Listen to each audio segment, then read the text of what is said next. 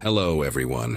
Before we start, make sure to like and subscribe to the channel, and leave a comment with where you're from and what time you're watching. That way, YouTube will keep showing you stories just like this one. Now, let's begin. My sister had just given birth to twins when everything started falling apart. It was a Friday in early March 2024, and I remember being on the phone with her, laughing about how she had not slept in 4 days, when my doorbell rang. I was living alone in a 2-bedroom apartment in Albuquerque, New Mexico, working as a project manager for a construction company. At 34, my life had settled into a comfortable routine. Wake up at 6, hit the gym, work until 5, come home to my golden retriever Murphy, and spend most weekends helping my dad restore his old Chevy truck. Nothing exciting, nothing dangerous, nothing that would ever make me think I needed to look twice at strangers or check my locks more than once.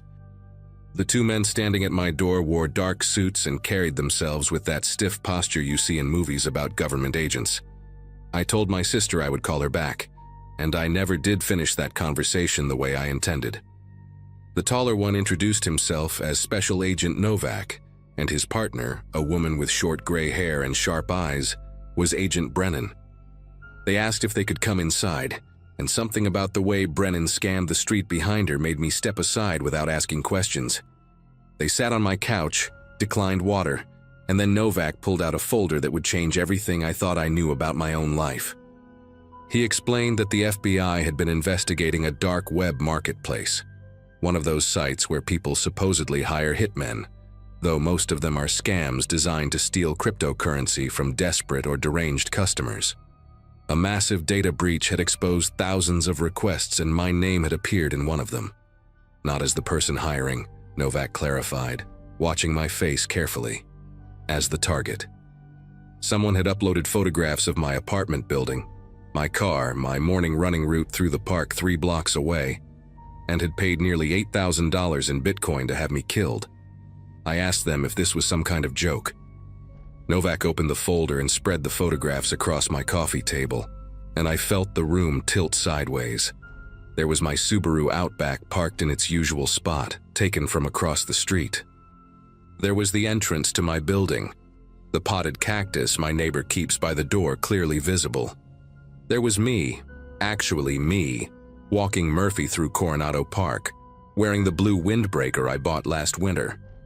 The angle suggested someone had been sitting on one of the benches near the playground, maybe 50 feet away, pointing a phone or camera directly at me while I threw a tennis ball for my dog. The timestamp on that photo was February 12th, less than a month before the agents showed up at my door. I kept staring at my own face in that image, trying to remember that specific morning, trying to recall if I had noticed anyone watching. But I could not remember anything unusual. That was the worst part. Someone had been close enough to capture the stubble on my jaw, and I had walked right past them without a single alarm going off in my head. Agent Brennan asked me if I had any enemies. The question almost made me laugh, because who actually has enemies outside of crime dramas and true crime podcasts? I told her I could not think of anyone who would want me dead. No bitter ex-girlfriends, no business disputes, no family feuds over inheritance or property. My life was aggressively ordinary. Novak then asked if I had ever used the dark web, ever accessed any illegal marketplaces, ever purchased drugs or weapons or anything else through anonymous channels. I told him no, absolutely not, and I meant it. I barely understood how cryptocurrency worked, let alone how to navigate hidden corners of the internet. He nodded slowly, then explained that the account used to place the hit request had been created using my name, my email address, and the last 4 digits of my social security number. Whoever did this had not just wanted me dead, they had wanted it to look like I had somehow ordered the hit on myself, like some elaborate suicide scheme or insurance fraud that made no sense to anyone, least of all me. The agent stayed for almost 2 hours, asking about my coworkers, my neighbors, my family, anyone who might have access to my personal information. They wanted to know about my daily habits, whether I varied my routine, whether I had noticed anyone following me or any strange vehicles parked near my home. I answered everything as best I could, but my mind kept drifting back to those photographs. The person who took them had been patient. They had studied me, learned my schedule, figured out exactly where I would be and when. This was not some random act by a stranger who picked my name out of a phone book. This was methodical, planned, almost professional in its execution. Before they left, Novak gave me his card and told me to call immediately if anything unusual happened. He also suggested I vary my routine, maybe stay with family for a while, consider installing a security system if I did not already have one. Brennan added, almost as an afterthought, that the marketplace had been a scam. No actual hitmen, just criminals collecting money and disappearing. That should have been reassuring. It was not. I called in sick to work the next day and spent the morning on my laptop, searching my own name obsessively, trying to figure out how someone could have gathered so much information about me. I checked my credit reports for signs of identity theft and found nothing unusual. I scrolled through my social media accounts, Instagram mostly, a Facebook I barely used, looking for anything that might explain how a stranger knew my running route or what time I left for work. My posts were mundane, unremarkable, the kind of content everyone shares without thinking twice. A picture of Murphy at the dog park, a sunset from my apartment balcony, a plate of tacos from my favorite restaurant downtown. Nothing that should have made me a target, nothing that revealed enough about my schedule for someone to track my movements with such precision. By noon, I had convinced myself that maybe this was all connected to a data breach I did not know about, some hacker selling personal information in bulk, and I had simply been unlucky enough to catch the attention of someone unstable. That theory held together for exactly 6 hours, until I checked my mailbox and found a plain white envelope with no return address and no postage, just my name printed in neat block letters. Inside was a single photograph. Me again, but this time sitting at a booth inside Frontier Restaurant, a place I had eaten at exactly once in the past month, on a Saturday afternoon when I met an old college friend passing through town. The photo was taken from somewhere near the entrance, probably through the window, and it captured me mid-laugh, a half-eaten burrito on the plate in front of me. On the back of the photograph, someone had written a single sentence in the same neat handwriting. "You should chew slower." I read those words maybe 15 times, trying to make sense of them, trying to understand what kind of person watches a stranger eat lunch and then delivers a cryptic message about chewing speed. My first instinct was to call Agent Novak, and I did, leaving a frantic voicemail because he did not pick up. My second instinct was to walk through my apartment checking every window lock, every door, every possible entry point. Murphy followed me from room to room, wagging his tail like this was some new game, completely unaware that his owner was quietly losing his grip on reality. I barely slept that night, sitting up in bed with the lights on, listening to every creak and groan of the building settling around me. Novak called me back the following morning and asked me to bring the envelope and photograph to the FBI field office downtown. I drove there with the evidence sealed in a plastic bag, checking my rearview mirror every 30 seconds like I expected to see someone tailing me. At the office, Brennan examined the photograph while Novak took notes, both of them wearing that carefully neutral expression that cops and agents must learn in training. They told me they would dust for fingerprints, analyze the handwriting, check security cameras in the area around my apartment building. But I could tell from their voices that they did not expect to find much. Whoever was doing this knew how to avoid leaving traces. Brennan asked me again if I could think of anyone at all, who might have a reason to frighten me like this. An ex-partner, a former friend, a co-worker I might have offended without realizing it. I mentioned a few names, people I had minor conflicts with over the years, but none of them seemed remotely capable of this level of obsession. She wrote down the names anyway and promised to look into them, but her tone suggested she was going through the motions more than expecting a breakthrough. I took 2 weeks off work after that. My boss was understanding when I explained there was a security situation, though I kept the details vague because I did not know how to summarize what was happening without sounding paranoid or crazy. I installed cameras around my apartment, 2 covering the front door, 1 on the balcony. One in the living room pointed at the main entrance. I changed my locks and added a deadbolt. I started parking in different spots each day and taking alternate routes whenever I left the building. Murphy and I stopped going to Coronado Park entirely, instead driving 20 minutes to a different part of town where I could walk him without feeling like prey in an open field. Every stranger became suspicious. The woman reading a book on a bench, the guy in the pickup truck parked across the street, the jogger who passed me twice on the same path. I analyzed faces, memorized license plates, looked for patterns that might reveal who was watching. The paranoia was exhausting, but I could not turn it off, not when I knew for certain that someone out there had documented my life in photographs and decided I was worth $8,000 dead. The second envelope arrived exactly 1 week after the first. Same handwriting, same lack of postage. This time the photograph showed my apartment building at night, taken from the parking lot, with my living room window circled in red marker. The lights were on in the photo, and if I looked closely I could make out the shape of myself standing near the kitchen counter, probably cooking dinner, completely unaware that someone was standing in the darkness below with a camera aimed at my home.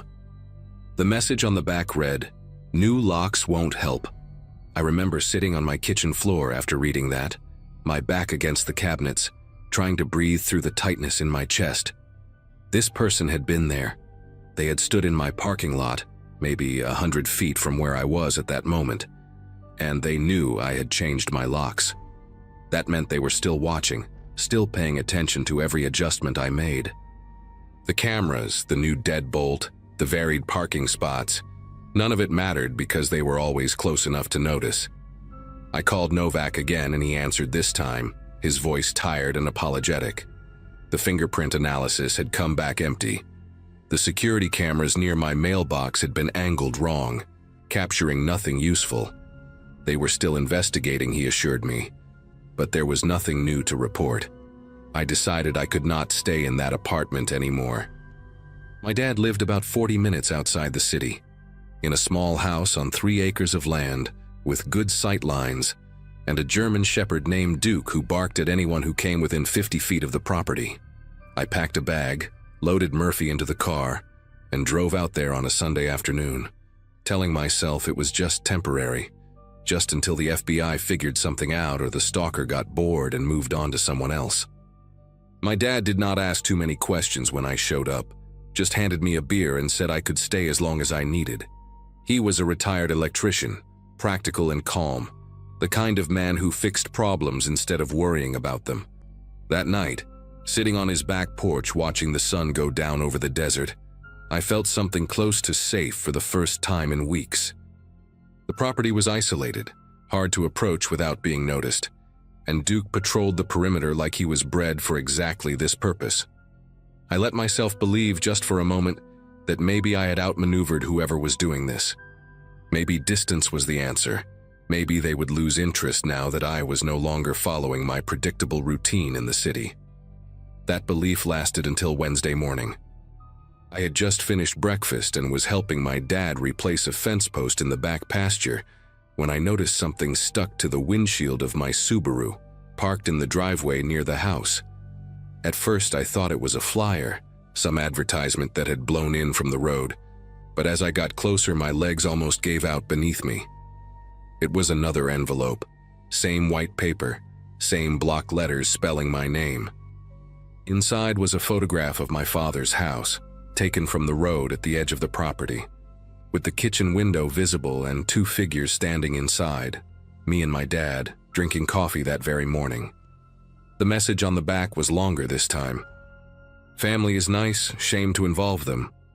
I stood there in the driveway, the desert wind pulling at my shirt, and I understood something with horrible clarity. This person was not going to stop. They had followed me 40 minutes outside the city to a location I had never mentioned to anyone except my sister and my boss. They had found me within days, and now they were threatening my father, a 67-year-old man who had nothing to do with any of this, whose only crime was letting his son hide in his home. I told my dad everything that afternoon. He listened without interrupting, his face growing harder with each detail, And when I finished, he walked to the hall closet and came back with a shotgun I had not seen since I was a teenager. He loaded it calmly and set it by the back door, then called his neighbor, a retired sheriff named Hector who lived about a mile down the road. Hector came over within the hour, listened to the whole story again, and suggested we set up a watch schedule. He had trail cameras on his own property for tracking coyotes and offered to install a few around my dad's land, motion-activated units that would send alerts to his phone whenever anything larger than a jackrabbit moved through the frame. By nightfall, we had 6 cameras positioned along the road and the perimeter fence, covering every angle of approach. Hector also made some calls to friends still working in law enforcement, people who might be able to push the investigation forward in ways the FBI field office had not managed. I felt like I was living inside a siege, my elderly father and his neighbor arming themselves against an invisible enemy who left photographs instead of bullets. The break came 4 days later, and it did not come from the FBI or from Hector's contacts. It came from my sister, Caroline, who called me in a panic because she had received an envelope too. Same handwriting, same block letters, delivered to her home in Denver where she was recovering from giving birth to her twins.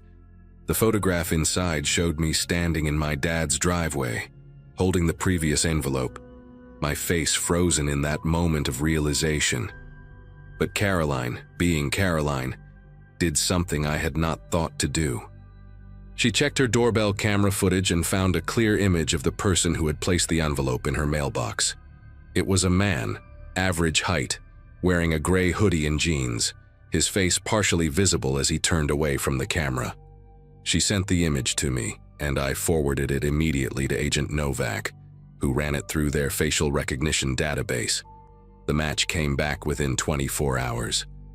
His name was Theodore Sills, 41 years old, a former IT contractor who had worked briefly for my construction company almost 3 years earlier. I had never spoken to him directly, had no memory of his face, had probably passed him in the hallway without a second glance. But according to the FBI's investigation, Sills had been fired for accessing employee files without authorization, and somewhere in his twisted mind, he had decided that I was responsible for his termination. They arrested Theodore Sills at his apartment in Las Cruces on a Saturday morning, 2 weeks after my sister captured his face on camera. Inside his home, they found what Novak later described as a shrine. Hundreds of photographs of me printed and pinned to a corkboard, handwritten notes detailing my schedule going back almost 18 months, maps of Albuquerque with my regular locations circled in red, and a journal filled with rambling entries about how I had ruined his career and deserved to suffer. He had never intended to actually kill me, the agents concluded. The dark web hit request was theater, a way to terrify me while maintaining plausible deniability, a game designed by someone who wanted to watch me unravel from a safe distance. Sills was charged with stalking, criminal harassment, identity theft, and making terroristic threats. He is currently awaiting trial, denied bail after a judge determined he posed an ongoing risk. I moved back to my apartment eventually, though I still flinch when I check my mailbox, and I probably always will. My dad kept the trail cameras, says they help him sleep better at night. Caroline installed a security system and taught her husband how to check the footage every evening before bed. We are all different now, more careful, more aware of how easily a stranger can insert themselves into your life without you ever noticing. I still do not understand why Sills chose me specifically, why my face in a hallway 3 years ago sparked something so dark and obsessive in his mind. Some questions do not have answers that make sense. Some people carry damage that the rest of us cannot see until it spills over and stains everyone around them. All I know for certain is that for 3 weeks in the spring of 2024, I learned what it feels like to be hunted by someone who knows everything about you. And I will never take my ordinary, boring, predictable life for granted again.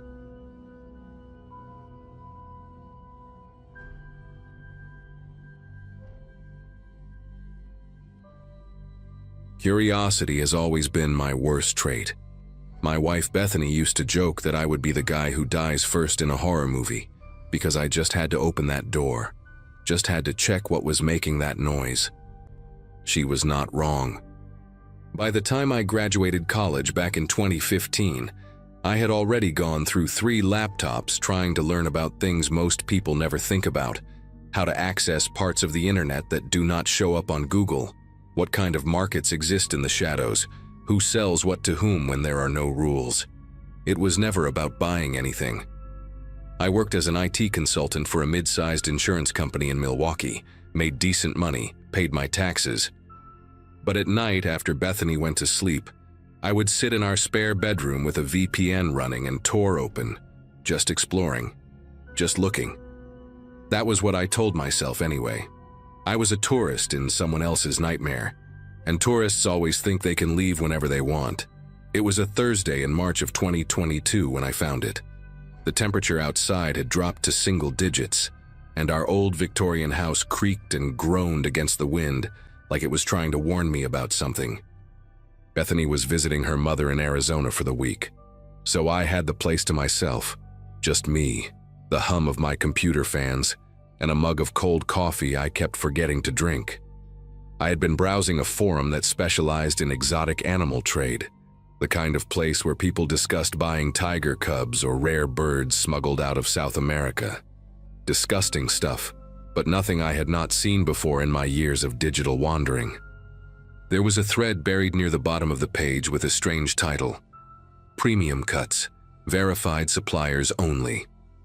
At first glance, it seemed like another subsection about rare meats, bush meat, endangered species, that sort of illegal but ultimately unsurprising content. I clicked it without thinking much, the same way you might click any link that catches your eye. That single click would become the thing I regret most in my entire life. The forum looked different from the main page I'd been browsing. The layout was stripped down, almost primitive. Black background, gray text, no images visible at first. There were maybe 40 or 50 usernames listed as active members, each one a string of random letters and numbers that meant nothing on their own.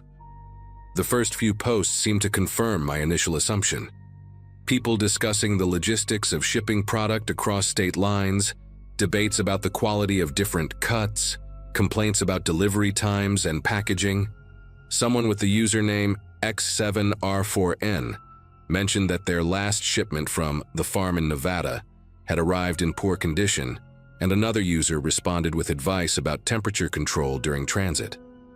I scrolled through these conversations with the detached interest of someone watching a documentary about a world they would never enter.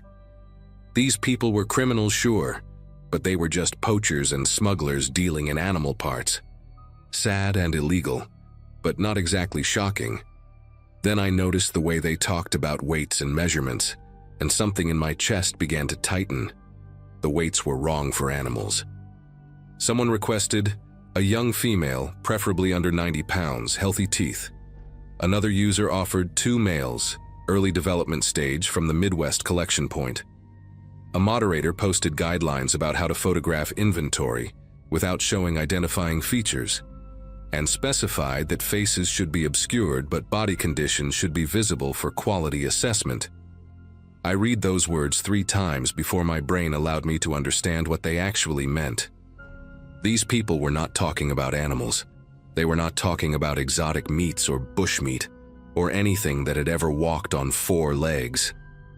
I pushed back from my desk so hard that my chair slammed into the wall behind me. My mouth had gone completely dry, and I could hear my own heartbeat pounding in my ears like a drum that someone was playing too fast. I wanted to close the browser. I wanted to shut down my computer and go downstairs and watch television and pretend I had never seen any of this. But I did not do any of those things. Instead, I kept reading. There was an archived section of the forum that contained posts dating back several years. The moderators had organized everything into categories with labels that made my stomach churn: available inventory, successful deliveries, supplier reviews, and one folder simply titled Retired Stock. I clicked on the archives with the kind of compulsion that I imagine drives people to look at car accidents on the highway. You know you should not. You know it will haunt you. But some part of your brain needs to see it anyway. The oldest posts used even more coded language than the recent ones, referring to livestock and breeding potential and shelf life. But as I read through months and months of conversations, I started to recognize patterns. Suppliers talked about acquisition costs in certain geographic areas. They mentioned that product from rural regions was easier to obtain than from cities because fewer people noticed when someone went missing. One user with the handle FarmHand61 complained that the young ones from the foster system were becoming harder to source because of increased oversight. I felt bile rising in my throat as I read that sentence, and I had to close my eyes for a full minute before I could continue. The thing that finally broke something inside me was a photograph. Most of the images on the forum were blocked or deleted, replaced with text that said, "Image removed for security." But in one archived thread from 2018, someone had posted a picture that the moderators had apparently missed. It showed a room with concrete walls and a drain in the floor, the kind of industrial setup you might see in a meat processing plant. There were no people in the photograph, nothing explicitly violent or graphic, just that empty room with its harsh fluorescent lighting and a metal table in the center, positioned directly over the drain. The table had leather straps attached to its sides. Below the photograph, a user had commented, "New facility looking clean. Should increase processing capacity by 40% this quarter." I stared at that image until my vision blurred, trying to convince myself that it could be something else, anything else. A veterinary clinic, a butcher shop, some kind of legitimate industrial space that just happened to look like a scene from my worst nightmares. But I knew what I was looking at. I knew exactly what that room was designed for, and I knew that real human beings had been brought there against their will. I should have stopped there. I should have taken screenshots, contacted the FBI, and walked away from my computer forever. But something else had caught my attention in the archived threads. References to specific locations and dates that seemed too detailed to be random. A user called Transit9 had posted about a pickup near a truck stop outside of Tucson in November of 2017. Another mentioned a batch that had been processed in a rural area of eastern Missouri the following spring. These were not vague comments. They included highway numbers, approximate mileage from major cities, and sometimes even weather conditions on the day of the operations. My hands moved to my keyboard almost without my permission, and I opened a new browser window, a regular one this time, not running through Tor. I typed the date and location from the Tucson Post into a news search. It took me less than 30 seconds to find an article about a missing 17-year-old girl named Brittany Saunders, who had last been seen at a gas station along that exact stretch of highway, just 2 days before the forum post was made. Her case was still unsolved, her family was still looking for her, and someone on that forum had referred to her as fresh product, minimal transport damage. I spent the next 4 hours cross-referencing forum posts with missing persons databases. By the time the sun started coming up through my office window, I had matched 7 different discussions to real disappearances. A 19-year-old boy from rural Kansas who vanished while walking home from his night shift at a warehouse. Twin sisters from a small town in Minnesota who went missing during a family camping trip. A homeless woman in her 20s whose case had barely made the local news in Albuquerque.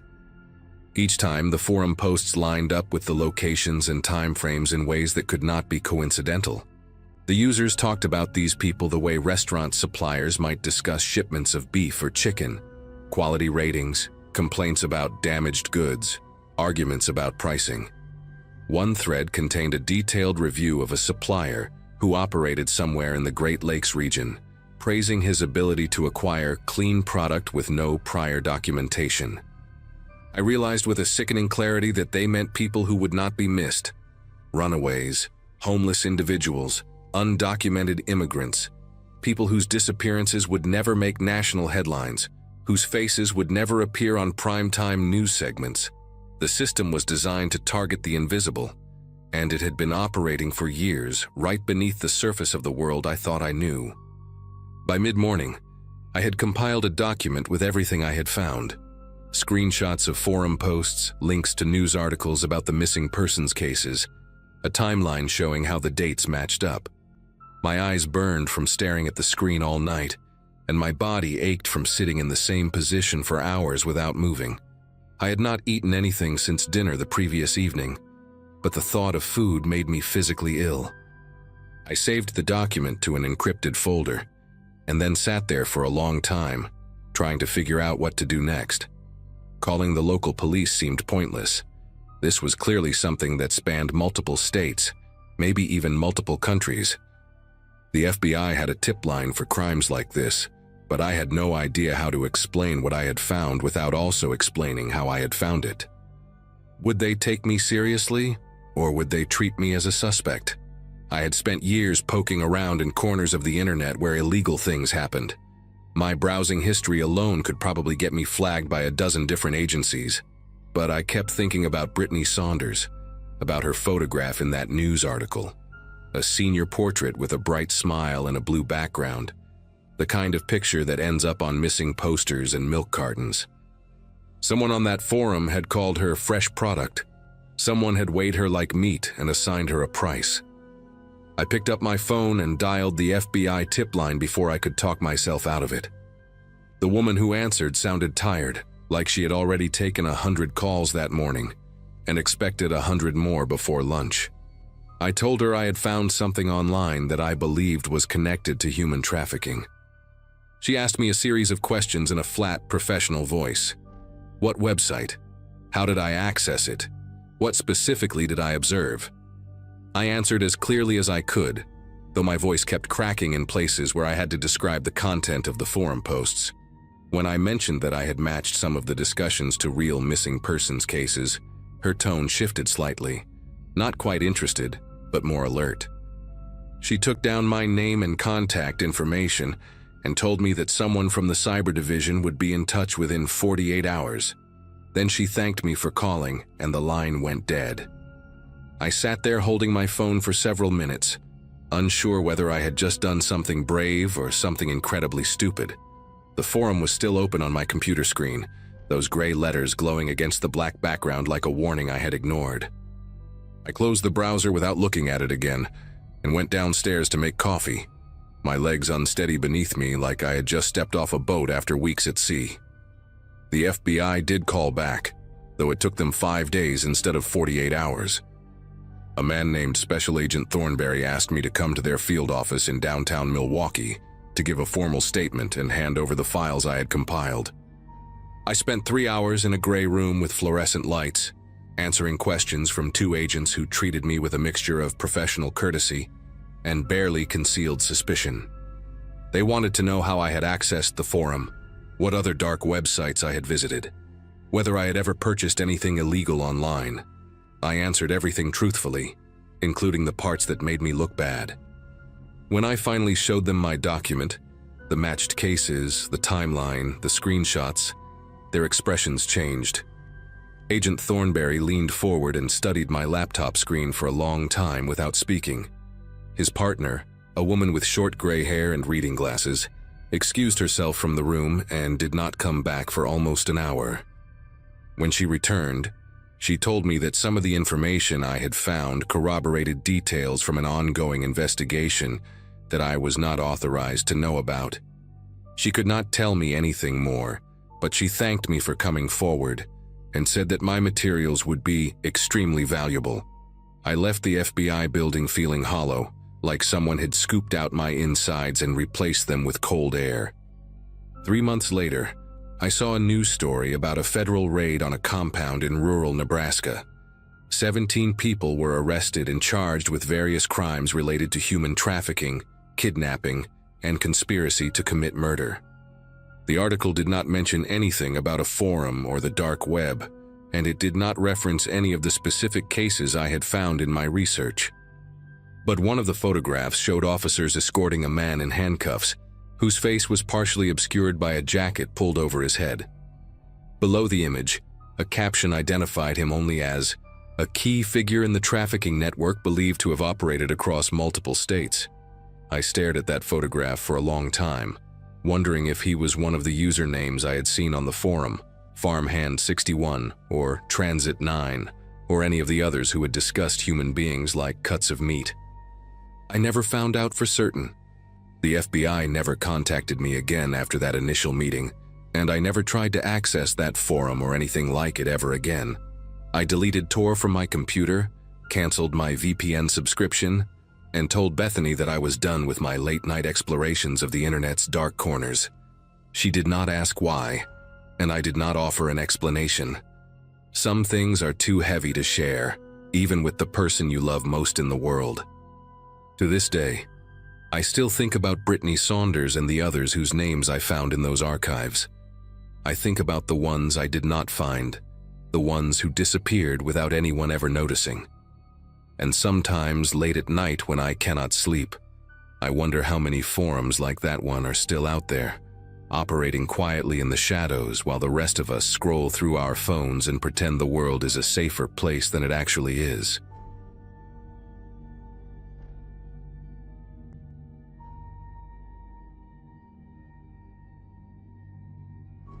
My buddy Owen and I had just finished our junior year in the cybersecurity program at a small college in Michigan when we came up with what we thought was a brilliant idea for our summer research project. We were both 23, way too confident in our own cleverness, and completely obsessed with studying how criminals operated online. The plan was simple. We would create a fake service on the dark web, something that offered vague problem solving for people who needed things handled discreetly. We figured we would attract a bunch of scammers trying to scam us, maybe some curious people poking around, and we could document the whole thing for a paper on criminal psychology and online behavior. Owen had the technical skills to set up the hidden service, and I handled the writing, creating this mysterious persona that promised results without ever specifying what kind of results. We thought we were so smart, two kids playing pretend in a world we did not actually understand. We launched the site on a Saturday morning in June 2023, sitting in Owen's cramped apartment with the blinds closed and energy drinks scattered everywhere. The interface was deliberately minimal, just a black background with white text, a contact form, and a Bitcoin wallet address. We called it The Fixer because it sounded generic enough to attract attention without being too specific. For the first 3 days, nothing happened. We got a couple of spam messages, one guy asking if we sold drugs, and someone who just typed random letters into the form. Owen and I joked about how anticlimactic the whole thing was, how we had built this elaborate trap and caught nothing but bots and teenagers. We were actually considering shutting it down and pivoting to something else when the first real message came through on Tuesday night. I remember Owen calling me over to his laptop, his voice different than usual, and when I read what was on the screen, neither of us said anything for a long time. The message was detailed in a way that made my throat tighten.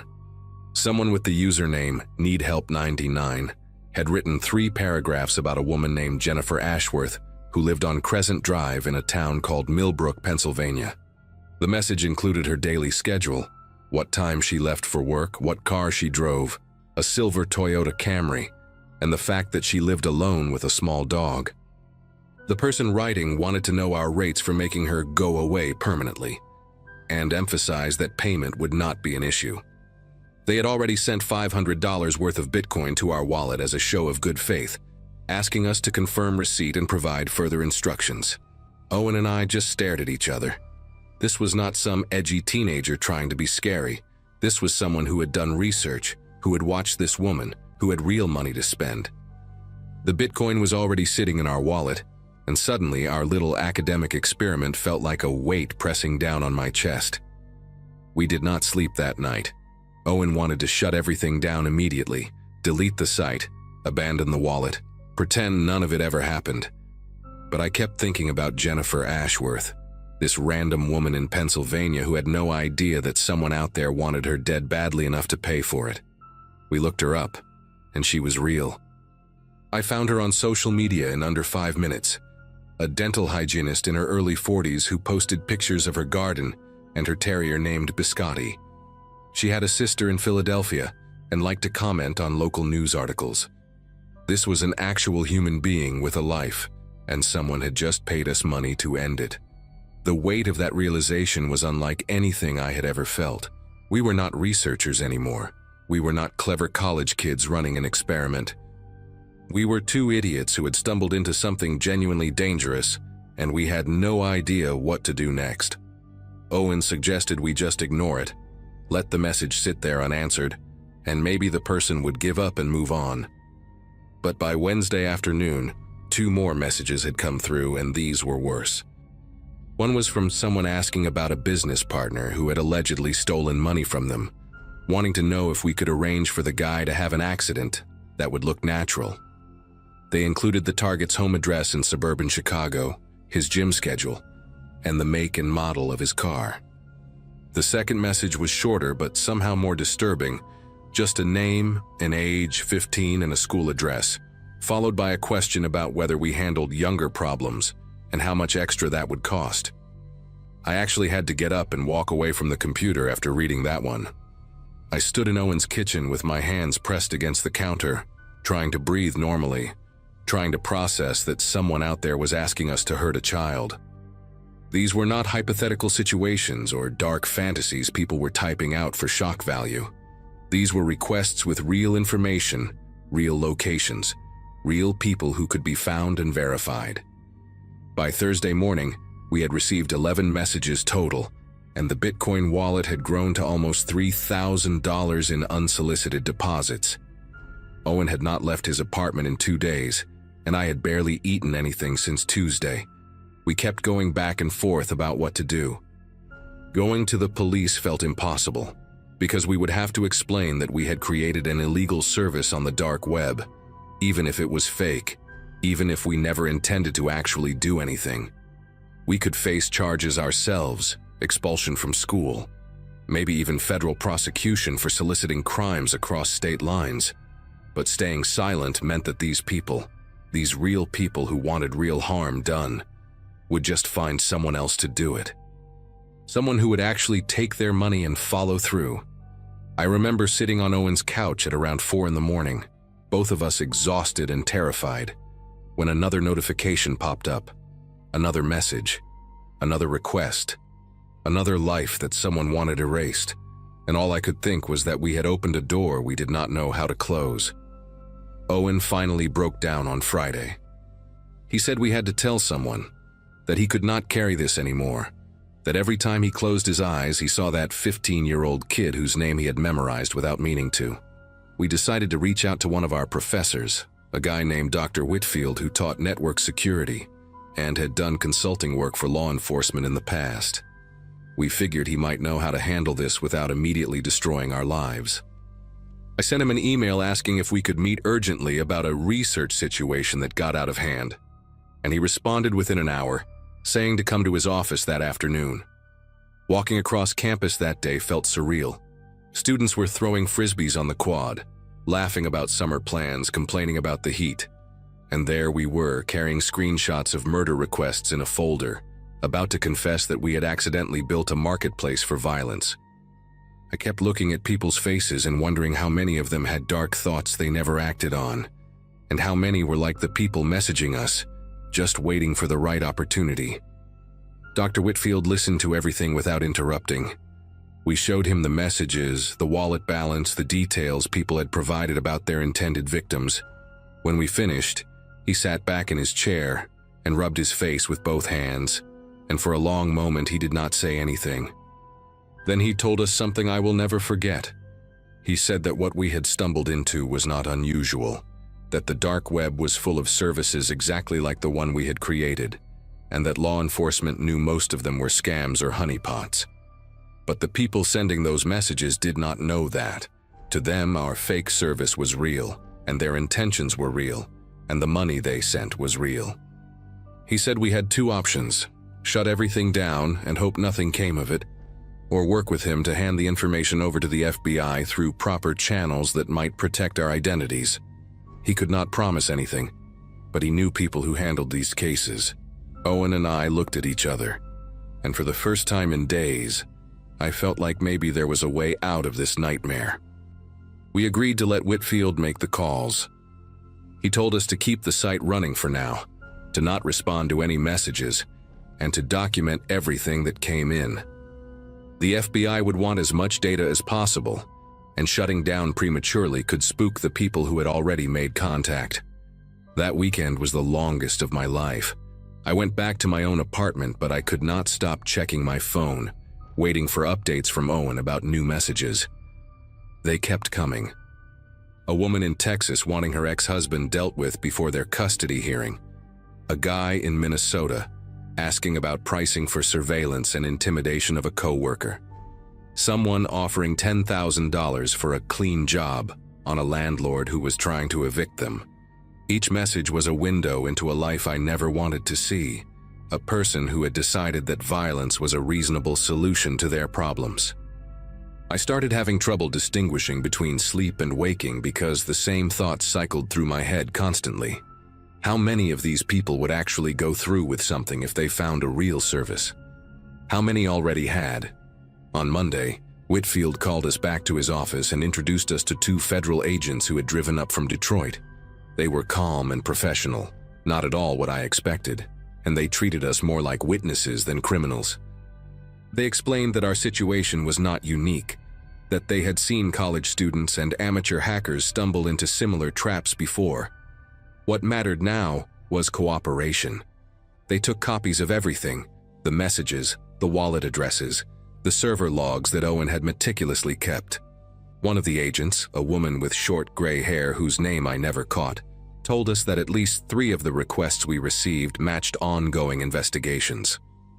Real cases with real suspects who had been looking for exactly the kind of service we pretended to offer.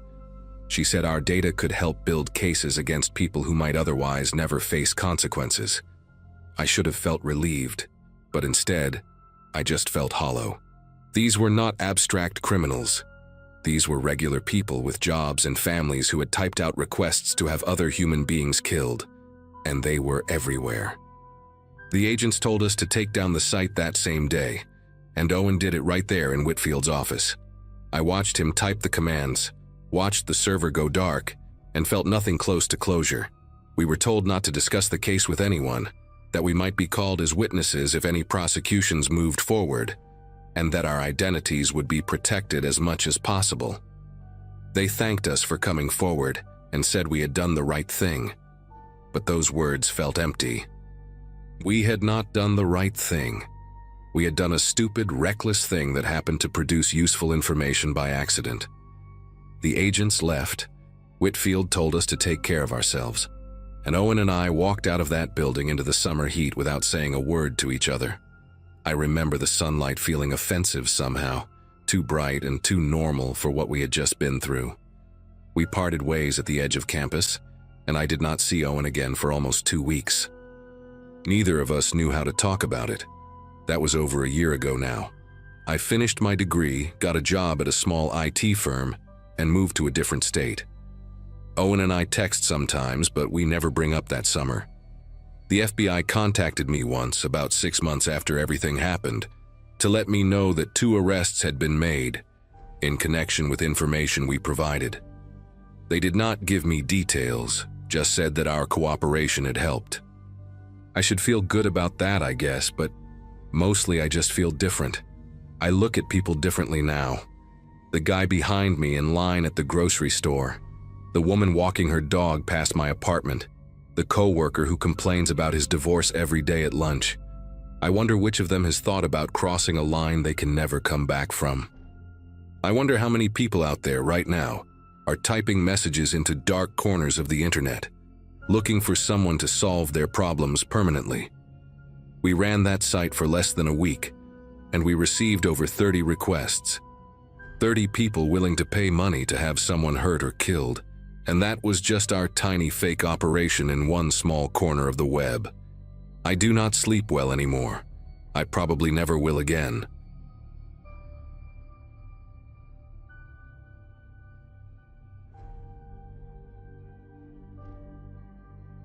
Most people my age spend their evenings watching television or scrolling through Facebook, but I have always been drawn to the forgotten corners of the internet. I work as a digital archivist for the county library system in Albuquerque. A job that sounds boring until you realize it gives you access to tools and knowledge that most civilians never encounter. My daughter left for college in Arizona back in 2018, the same year my husband started traveling 3 weeks out of every month for his consulting firm, and suddenly, I had more empty hours than I knew what to do with. That was when I taught myself to navigate the deep web. It began as professional curiosity.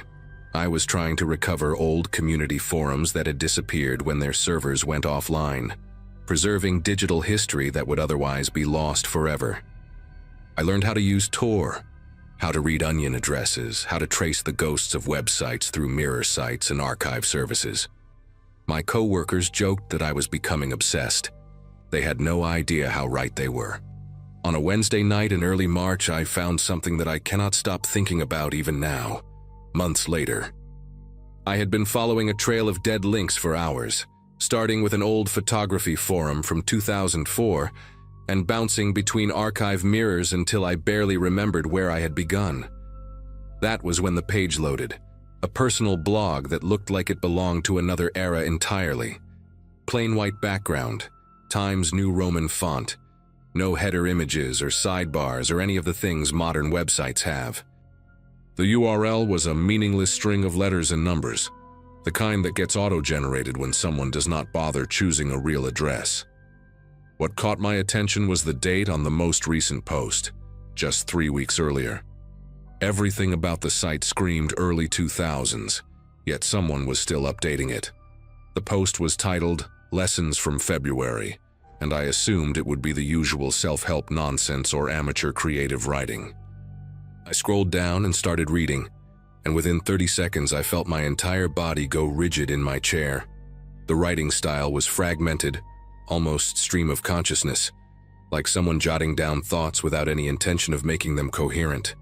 The first entry talked about mistakes and lessons learned, phrases that seemed innocent enough on their own. But the context was all wrong.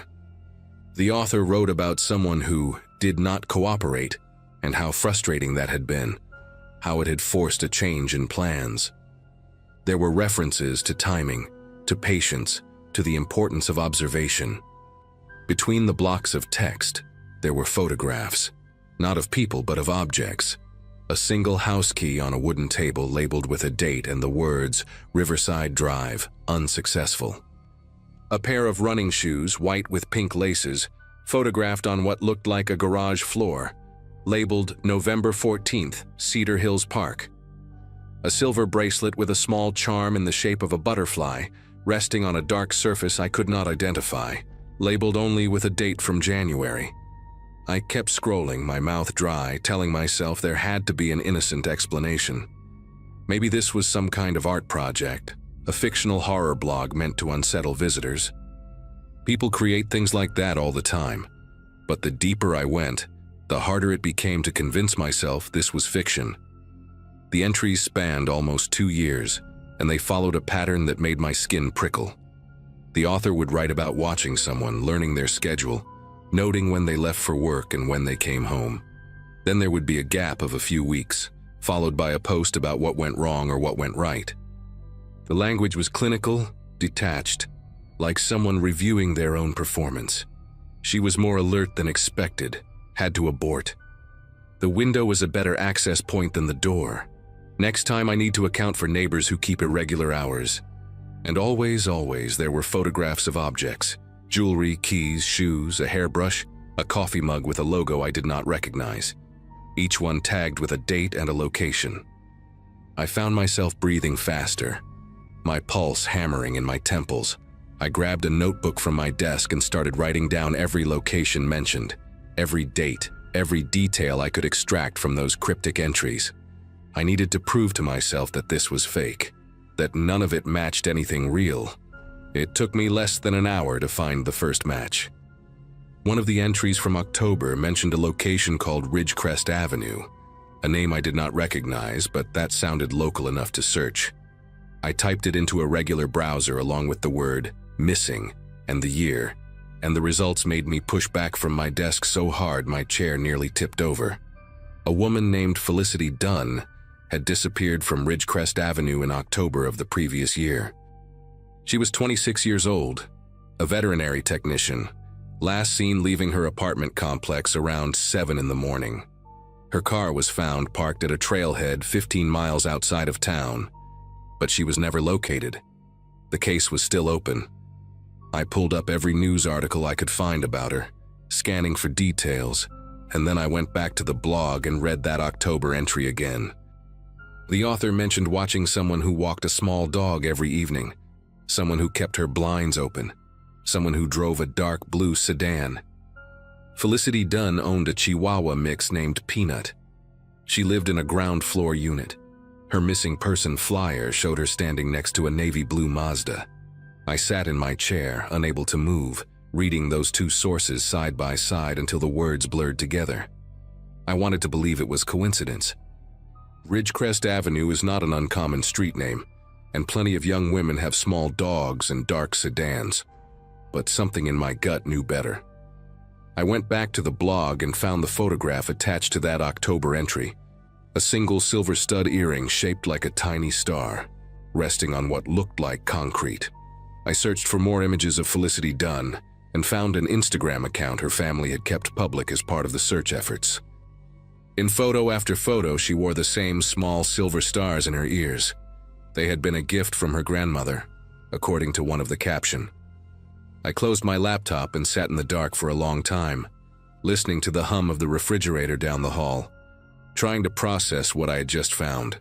Either I had stumbled onto the personal journal of someone who was fantasizing about crimes he had read about in the news, or I had found something much worse. A record. A trophy case. The private documentation of someone who was actively hunting people in my city and getting away with it. I did not sleep that night. I made coffee at 2 in the morning and sat at my kitchen table with my notebook, going through every entry on the blog and cross-referencing each location and date with local news archives. By sunrise, I had found 3 more potential matches. A woman named Iris Calloway, who vanished from a neighborhood called Sunset Terrace in August. The blog mentioned that same area and described someone who moved too quickly and noticed things she should not have noticed. A college student named Brooke Ellison who disappeared from near the university campus in December. Her backpack found abandoned in an alley behind a coffee shop. The blog had an entry from that same week about a near miss and the difficulty of working in areas with too many witnesses. And most disturbingly, a Jane Doe case from the previous spring. A body discovered in an arroyo on the outskirts of the city, never identified. The blog entry from that period talked about finishing what was started and included a photograph of a thin gold necklace with a broken clasp. Each connection I found made me feel more certain and more terrified. This was not fiction. This was not a game. Someone was documenting their crimes in a hidden corner of the internet, and I had found it by accident. The entry that finally pushed me to action was dated just 6 weeks before I discovered the site. It mentioned a location I recognized immediately: Lomas Boulevard, less than 3 miles from my own house. The author wrote about a new subject, someone they had been watching for several weeks, someone whose patterns were predictable and whose building had poor security. There was a photograph of a keychain, a small leather strap with a brass initial charm, the letter K, and a note about how easy it had been to make a copy while the subject was distracted at a laundromat. I searched for recent missing persons reports from that area and found nothing, which should have been a relief but instead filled me with dread. The blog entry was recent. The author was still watching. Whoever owned that keychain might still be alive, still going about their daily routine, completely unaware that someone had copied their key and was waiting for the right moment. I could not just sit on this information. I could not go back to my normal life and pretend I had never seen any of it, but I also had no idea what to do next, or who would even believe me. I called the Albuquerque Police Department that same morning, my voice shaking as I tried to explain what I had found. The woman who answered transferred me twice before I finally reached a detective in the missing persons unit, a man named Sergeant Orozco, who listened patiently while I stumbled through my story. I told him about the blog, about the photographs of personal items, about the locations and dates that matched open cases. I gave him the names: Felicity Dunn, Iris Calloway, Brooke Ellison. I described the entry about Lomas Boulevard and the copied key. When he finished, there was a long pause on the other end of the line. Sergeant Orozco asked me how I had found this website, and I explained about my work, about the deep web, about following dead links through archive services. He asked if I had saved any of the content, and my heart sank because I had not. I had been so focused on researching the connections that I never thought to take screenshots or download the pages. He gave me his email address and asked me to send him the URL so their digital forensics team could take a look. I thanked him and hung up, already opening my laptop to retrieve the address from my browser history. The site was gone. I clicked through my history, found the exact link I had followed the night before, and watched it load into nothing but a blank page with an error message. Connection refused. I tried again, cleared my cache, restarted Tor, used a different browser. Nothing worked. The blog had vanished completely, as if it had never existed at all. I sat there staring at the error message, feeling a cold weight settle in my stomach. Whoever ran that site had either taken it down on their own or had some way of knowing when they were being watched. I emailed Sergeant Orozco anyway, sending him the URL and explaining that the page was no longer accessible. I attached my handwritten notes, everything I had documented during my sleepless night, every name and date and location I had connected. His response came 3 hours later. A polite thank you for my concern, a note that the digital forensics team had been unable to locate any content at the address I provided, and a suggestion that I might have encountered a hoax or an elaborate piece of horror fiction designed to seem realistic. He said they would keep my notes on file, but there was nothing actionable without evidence. I read that email 4 times, each time feeling more sick than before. For the next 2 weeks, I became obsessed with finding the site again. I spent every free moment retracing my steps through the deep web, following every dead link I could remember, searching for any fragment of the blog that might have been cached or mirrored somewhere. I found nothing. It was like chasing smoke. Meanwhile, I kept checking the local news, dreading the moment when a new missing person report would appear, when another woman would vanish from Lomas Boulevard or somewhere nearby.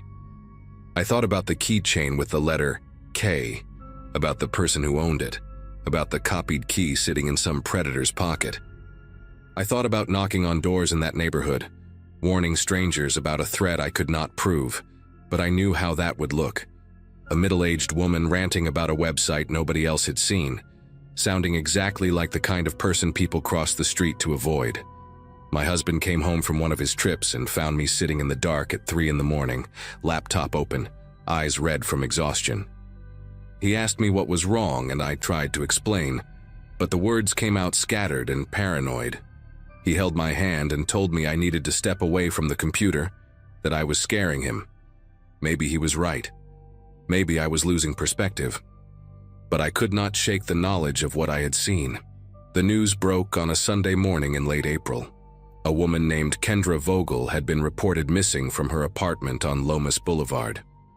She was 31 years old, a physical therapist last seen by a coworker on Friday evening. Her door showed no signs of forced entry. Her car was still in the parking lot. Her family said she would never leave without telling someone, that she was not the type to just disappear. I stared at the article on my phone, reading the name over and over again. Kendra, the letter K on the keychain. He had a copy of her key. He had been inside her apartment before she even knew she was in danger. I called Sergeant Orozco immediately and left a voicemail that probably sounded unhinged. I told him about the blog entry, about the keychain, about how I had tried to warn him weeks ago. He called me back that afternoon, and this time his tone was different. He asked me to come to the station and give a formal statement. He asked if I would be willing to work with their digital forensics team to try to reconstruct my search history from that night. He did not apologize for dismissing me before, but I could hear something new in his voice, something that sounded almost like fear. I told him I would be there within the hour. The next 3 months were a blur of interviews, forensic analysis, and waiting. The police tech team managed to recover fragments of my browsing history, enough to confirm that I had accessed something on the deep web that night, though the actual content of the site remained unrecoverable. They cross-referenced my notes with their case files and found details that had never been released to the public. The specific location where Felicity Dunn's earring had been found, the broken clasp on the Jane Doe's necklace, the exact time window when Brooke Ellison had last been seen. I had no way of knowing those things unless I had seen them somewhere, and the only place I could have seen them was that blog. Sergeant Orozco stopped treating me like a nuisance and started treating me like a witness. They brought in FBI consultants who specialized in online predators, people who understood how criminals use the dark web to document and share their activities. One of them, a woman with gray hair and tired eyes, told me that what I had stumbled onto was not unique. There were others out there, hiding in plain sight on forgotten corners of the internet, keeping records that no one would ever find unless they got very lucky or very unlucky. She said I was the first credible lead they had found in years. That did not make me feel any better. Kendra Vogel was found in early July, alive, in a storage unit on the edge of the city. A neighbor had reported a strange smell coming from the facility, and when police investigated, they found her dehydrated, malnourished, but breathing. She had been held there for almost 2 months. The man who took her was a 43-year-old electrician named Russell Embry, someone with no prior criminal record, someone who had lived in Albuquerque his entire life without attracting any attention. They caught him because he made a mistake. He used a credit card registered to his real name to pay for the storage unit, a lapse in judgment after years of careful planning. When they searched his house, they found a laptop with an encrypted partition containing hundreds of photographs, journal entries, and detailed notes about women he had watched, approached, and in some cases taken. The blog I had found was just one of several he maintained, rotating between addresses, deleting and recreating them whenever he sensed scrutiny. He had been doing this for over a decade. Felicity Dunn, Iris Calloway, Brooke Ellison. They found evidence connected to all of them. Some of them they found remains. I try not to think about that part too much. Russell Embry is currently awaiting trial on multiple counts of kidnapping, assault, and murder. The prosecutors say it will take years to work through all the evidence, to identify every victim, to build cases strong enough to ensure he never sees the outside of a prison again. Kendra Vogel survived, but from what I have heard, she moved out of state and does not speak to anyone about what happened to her during those 2 months. I understand that. Some experiences change you in ways that words cannot capture. I still work at the library, still spend my evenings cataloging old documents and preserving digital history, but I do not explore the deep web anymore. I cannot bring myself to open Tor or follow dead links or wonder what might be hiding just beyond the reach of normal search engines. Sometimes at night, when my husband is asleep and the house is quiet, I think about that blog and the plain white background and the photographs of objects that belong to women who would never come home. I think about how close I came to dismissing it as fiction, how easily I could have clicked away and never thought about it again. I think about the entry for Lomas Boulevard, about the keychain with the letter K, about the weeks I spent trying to warn someone while a woman sat in a storage unit waiting to die. The FBI agent told me I helped save a life, and maybe that is true. But I also know that I found that site by accident, that Russell Embry had been operating for over 10 years before anyone stumbled onto his records, and that there are others out there just like him, patient, careful, invisible, keeping their own journals in the forgotten corners of the internet, waiting for someone to make a mistake. I check my locks 3 times every night now. I installed cameras on every door, and I never, ever leave my blinds open after dark.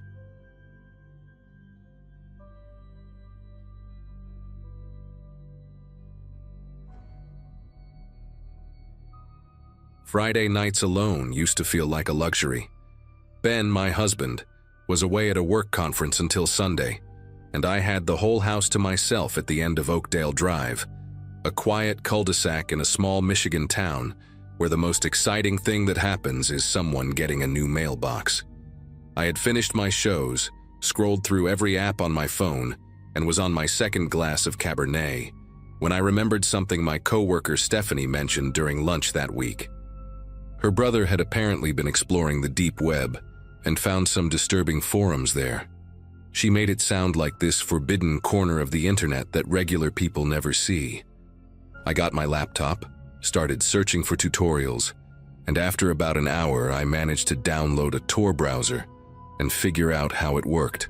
Most of the links I clicked were garbage, broken pages, stuff in languages I could not read. But then I found this one forum that loaded perfectly, and I wished to God it had been broken too. The forum looked ancient, like something from the early 2000s, with a dark background and plain white text. No fancy graphics, no logos, just threads and usernames that were random strings of numbers and letters. I scrolled through the main page and my curiosity turned into something else entirely. There were threads about things I do not even want to type out. Discussions about surveillance techniques on specific people, complete with photos that were clearly taken without consent. Guides on how to find personal information from social media profiles. One thread had a list of home addresses matched with daily routines of the people who lived there. I felt sick, but I kept scrolling, the way you cannot look away from a car accident. I spent maybe 15 or 20 minutes reading before I finally closed the browser, deleted it from my computer, and tried to convince myself that what I had just seen was probably fake, some kind of elaborate dark joke by edgy teenagers. I poured another glass of wine and told myself I was being paranoid. It could not have been more than 10 minutes after I closed everything. I was in the kitchen rinsing my wine glass when my phone buzzed on the counter. I figured it was Ben checking in or maybe Stephanie sending some meme, so I picked it up without thinking. The message came from a number I did not recognize, no name attached, just a string of digits with an area code I had never seen before. There was no text, just a photo. I tapped on it and my whole body went cold. It was the front of my house. My house. Taken from the street maybe 20 feet from the curb, showing the porch light on and my car in the driveway. The angle was slightly tilted, like someone had snapped it quickly while walking by. I stood there staring at my phone for what felt like a full minute, trying to come up with some logical explanation. Maybe it was a wrong number, some weird coincidence, a realtor sending photos to the wrong contact. But then the second message came through. 3 lights on inside. Kitchen, living room, upstairs bathroom. That was all it said. I read it twice because my brain refused to process what I was seeing. I looked up from my phone and realized the message was accurate. The kitchen light above my head was on. The living room lamp behind me was on. And I had left the bathroom light on upstairs when I came down earlier. Whoever sent this was not guessing. They were watching my house right now, at this exact moment, counting which windows were lit up from the outside. I felt my legs go weak and I grabbed the edge of the counter to steady myself. I wanted to run to the windows and look outside, but something told me that was exactly what they wanted me to do. I wanted to see who was out there, but I also did not want them to see me seeing them. I just stood there in my kitchen, frozen between the urge to look and the fear of what I might find. I grabbed my phone and tried to call Ben. My fingers were trembling so badly that I mistyped his number twice before finally getting it right. It rang once, twice, 3 times, and then went to voicemail. I hung up and tried again. Same thing. I sent him a text that probably made no sense, something like, "Call me now, someone outside the house, please call me." Then I tried 911. I dialed the numbers and pressed call, and the screen showed it was connecting, but nothing happened. No ring, no operator, nothing. I pulled the phone away from my face and saw that I had full signal, 4 bars. Everything looked normal. I tried again, and this time it rang once before cutting out completely. I do not know if it was the phone, the network, or something else entirely, but in that moment I felt more alone than I have ever felt in my life. I was standing in my own kitchen, in my own house, and I could not reach a single person who could help me. That is when I heard it. A soft rattling sound coming from the front of the house. It was subtle at first, almost like the wind pushing against the door, but then it got more deliberate. Someone was testing the handle. Not knocking, not ringing the bell, just slowly turning the knob back and forth to see if it would open. I held my breath and listened. The sound stopped for a few seconds, then started again. Turn, pause, turn, pause. Like they were being patient about it, checking if anyone would react. I backed away from the kitchen toward the hallway, trying to remember if I'd locked the door when I came home. I always lock the door. I always do. But in that moment, I could not remember, and the doubt was enough to make my chest tighten until I could barely breathe. The rattling stopped again, and the silence that followed was somehow worse than the sound itself. My phone buzzed in my hand and I nearly dropped it. Another message from the same unknown number. This one had no photo, just text. You should not have visited. I stared at those 5 words and felt something click into place in my brain. The forum, the deep web. Somehow in those 15 or 20 minutes I spent scrolling through that site, someone had tracked me. I thought I was anonymous, thought the Tor browser was supposed to hide everything, but clearly I was wrong. Maybe I clicked something I should not have. Maybe my computer gave away information I did not know it could give. I do not understand how any of it works. And standing there in my hallway with someone outside my door, I realized how stupid I had been. I was a 31-year-old woman who worked in insurance and barely knew how to update her own phone, and I thought I could just waltz into the darkest corner of the internet without consequences. I made a decision. I was not going to stand there like a sitting duck waiting for whatever was going to happen next. I moved as quietly as I could toward the back of the house, staying low, keeping away from the windows. Our house has a back door that leads out to a small patio, and then the yard, which connects to a strip of woods that separates our neighborhood from the next one over. If I could get outside without being seen, I could run to the Nelson's house 2 doors down. They were an older couple, retired, and I knew they were home because I had seen their living room light on earlier. I reached the back door and put my hand on the lock. It was a sliding glass door, the kind that makes noise no matter how careful you are. I took a breath and started to slide it open, just an inch at first, then a little more. The cold night air hit my face and I was about to step out when my phone buzzed again. The message was a photo, my back patio, taken from somewhere in the yard, maybe near the tree line, showing the sliding glass door I was standing behind. I could see my own silhouette in the image, backlit by the hallway light, my hand on the door frame. The photo had been taken seconds ago. I slammed the door shut and locked it, then stumbled backward and fell against the kitchen island. They were not just at the front of the house, they were everywhere. Watching the front, watching the back, taking photos and sending them to me like some kind of sick game. I crawled across the kitchen floor until I was in the corner between the refrigerator and the wall, the only spot in the house where no window could see me. I pulled my knees up to my chest and sat there shaking, my phone clutched in both hands. I tried 911 again. This time it connected. A woman's voice answered, calm and professional, asking what my emergency was. I started talking so fast I could barely get the words out. I told her someone was outside my house, that they were sending me photos, that they had been trying the door. She asked for my address and I gave it to her, my voice cracking on every syllable. She told me to stay on the line, that she was dispatching a unit to my location, that officers would be there in approximately 8 minutes. 8 minutes. Sounds like nothing when you say it out loud, but when you are sitting on your kitchen floor with strangers circling your house, 8 minutes feels like 8 hours. I stayed in that corner, pressed against the cold tile, listening to every creak and groan the house made. The dispatcher kept talking to me, asking if I could hear anything, if anyone was trying to get in. I told her about the front door, about the rattling. She told me to stay away from the doors and windows, to keep the lights on so the officers could identify the house. I remember thinking that the lights were exactly what had given me away in the first place, but I did not argue. I just sat there and waited, counting the seconds in my head. The police arrived in 7 minutes, not 8. I heard the sirens first, distant and getting closer, and then the flash of red and blue lights through the kitchen window. 2 patrol cars pulled up in front of the house and 4 officers got out. I stayed on the line with the dispatcher until one of them knocked on the front door and announced himself.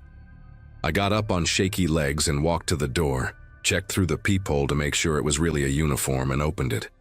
The officer was a tall guy, maybe in his 40s, with a calm face that made me feel like everything was going to be okay. I told him what happened, showed him the messages on my phone, pointed toward the backyard where the last photo had been taken. 2 of the officers went around the side of the house with flashlights, while the other 2 stayed with me. I watched their lights sweep across the yard through the trees along the fence line. After about 10 minutes, they came back. They had not found anyone. No footprints in the soft ground near the tree line. No signs that anyone had been standing there. Nothing. The officer who stayed with me, his name tag said Briggs, told me that whoever had been out there must have left when they heard the sirens. He said these things sometimes happen, that there are people who get a thrill out of scaring others, and that the connection to the forum I visited was probably not a coincidence. He explained that some of those sites have ways of tracking visitors that most people do not know about, scripts that can pull your IP address even through a VPN if you are not careful. He asked if I had clicked on anything, downloaded anything, and I told him I did not think so, but I was not sure. He took down all the information, made copies of the messages and photos from my phone, and told me they would look into it. He also suggested I stay somewhere else for the night, maybe with a friend or family member, just to be safe. I called Ben again, and this time he picked up. I could barely explain what happened without crying. He said he would leave the conference first thing in the morning and drive straight home. I spent that night at the Nelsons' house, sitting in their guest room with the lights on, unable to sleep. Ben got home the next afternoon and we went through the house together, room by room, checking every lock, every window, every corner. Nothing was disturbed. Nothing was missing.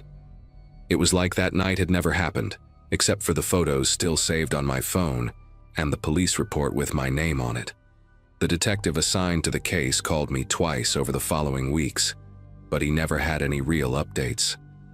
The phone number that sent the messages was traced to a burner, purchased with cash somewhere in Chicago, already deactivated by the time they looked into it. The photos had no metadata, no GPS coordinates, nothing that could tell them where they came from or who took them. The forum I visited was gone too. I tried to find it again a few days later, just to show Ben what I had seen, but every link led nowhere. It was like it had been erased from the internet completely. The detective said that was common with those kinds of sites, that they appear and disappear all the time to avoid detection. He told me to let him know if anything else happened, but nothing ever did. That was almost 2 years ago. I still live in the same house, still drive down the same street, still wave at the Nelsons when I see them outside. Ben and I got a security system installed, cameras on every corner of the property, motion sensors, the whole setup. I check the footage sometimes, late at night when I cannot sleep, scrolling through hours of empty driveway and still trees. I have never seen anything unusual. No figures standing at the edge of the yard. No shadows moving where they should not be. Whoever was out there that night, whatever they wanted, they got it and moved on. Or maybe they are still watching from somewhere I cannot see, waiting for something I do not understand. I do not know which possibility scares me more. What I do know is that I will never visit a site like that again, and I will never forget how it felt to see my own silhouette in a photo I did not take. Some doors, once you open them, you cannot close. You just have to hope that whatever came through decides to leave on its own.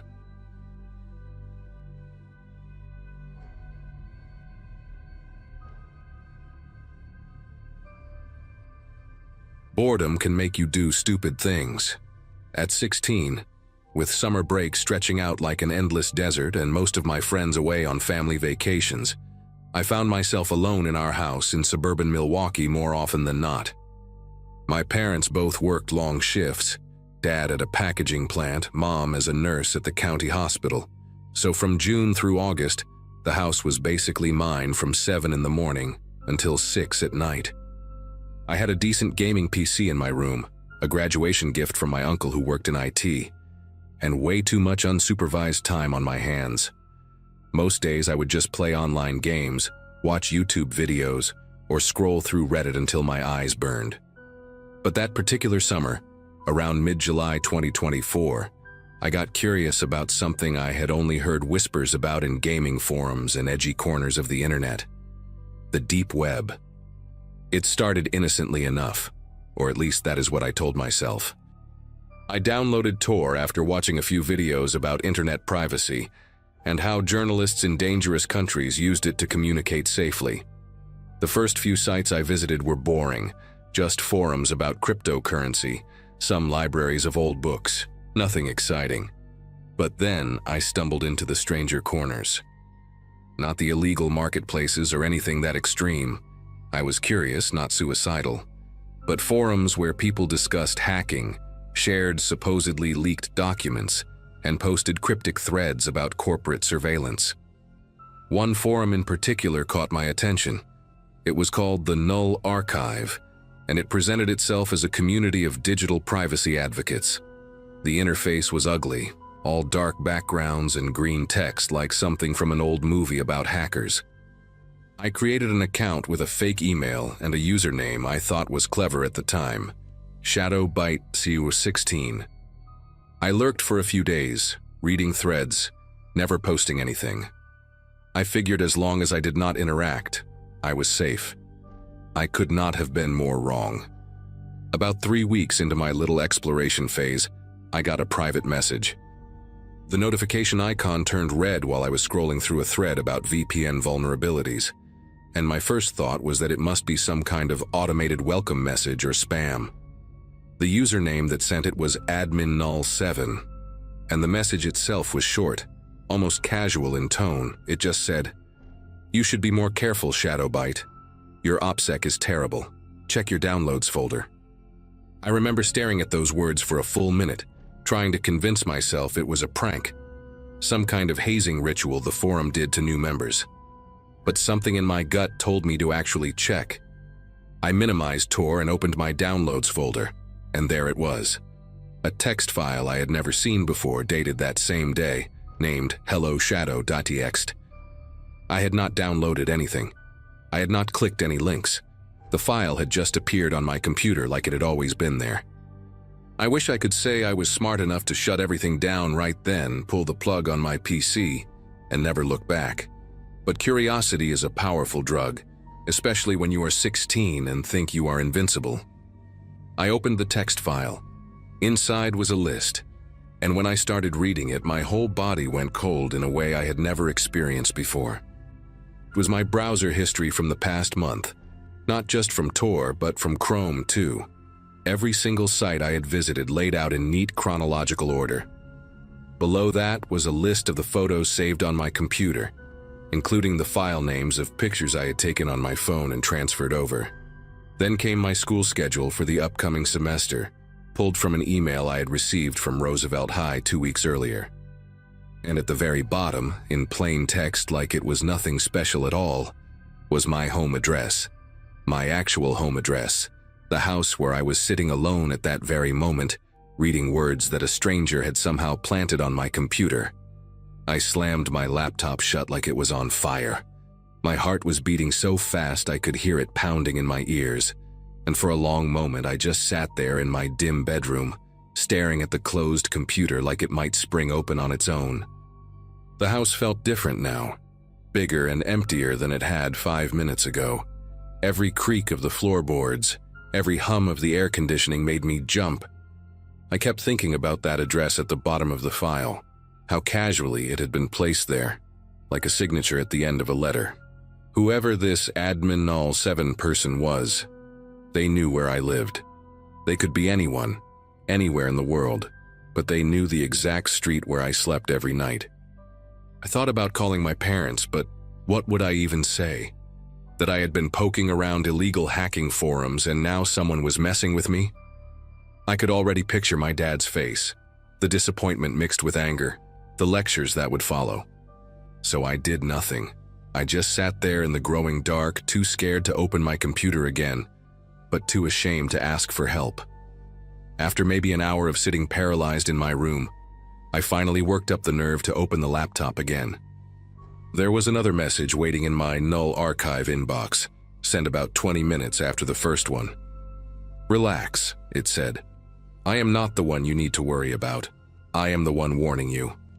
Someone on this forum has been running a data harvesting operation for months.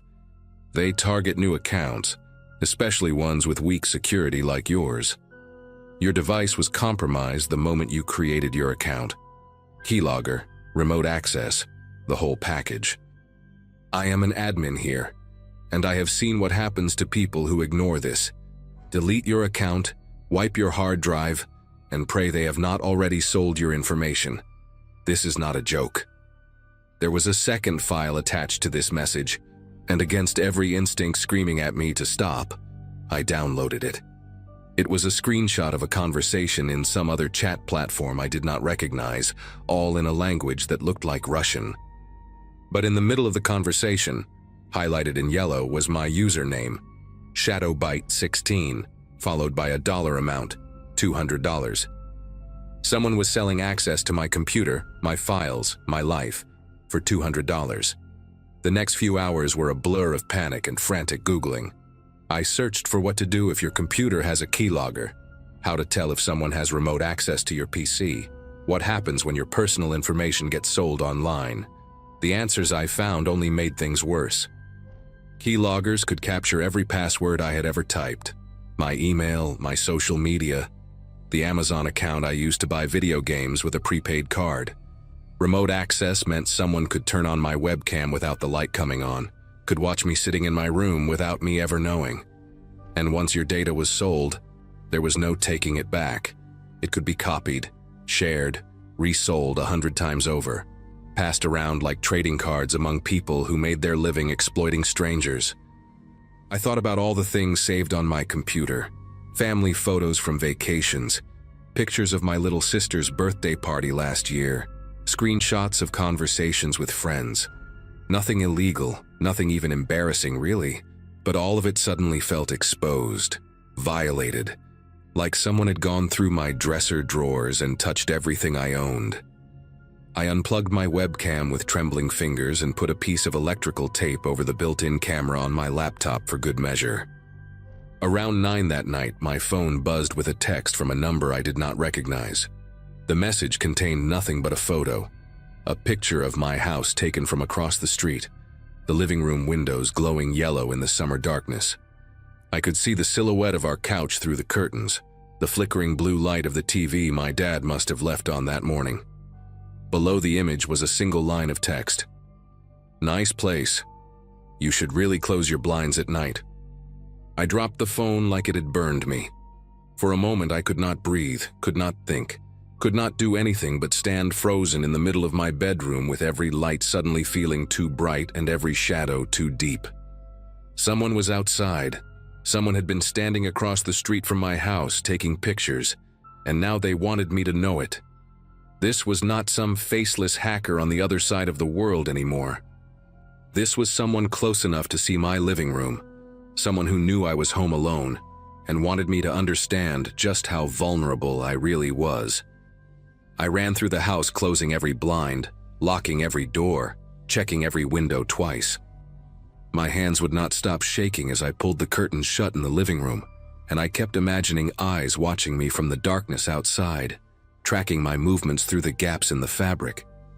When I finished, I sat on the kitchen floor with my back against the refrigerator, knees pulled up to my chest, phone clutched in my sweaty palm. I wanted to call my parents so badly it hurt, but the shame was like a physical weight pressing down on my chest. How could I explain this? How could I tell them that their son had been stupid enough to wander into corners of the internet he had no business visiting, and now someone was stalking him because of it? I thought about calling the police, but what would I even report? Someone took a picture of my house? Someone sent me a text message? I could already hear how ridiculous it would sound, could already see the skeptical look on some officer's face as I tried to explain the deep web and keyloggers. And data harvesting to someone who probably still used their birthday as a password. So I just sat there on the cold tile floor, watching the minutes tick by on the microwave clock, waiting for my parents to come home and trying not to cry. My mom walked through the door around 10:30, and the relief I felt at the sound of her keys in the lock was so overwhelming that I almost broke down right there in the kitchen. But I held it together, told her I was just getting a late snack, tried to make my voice sound normal, even though it felt like my throat was filled with sand. She looked tired from her shift and did not seem to notice anything wrong, just kissed the top of my head and went upstairs to shower.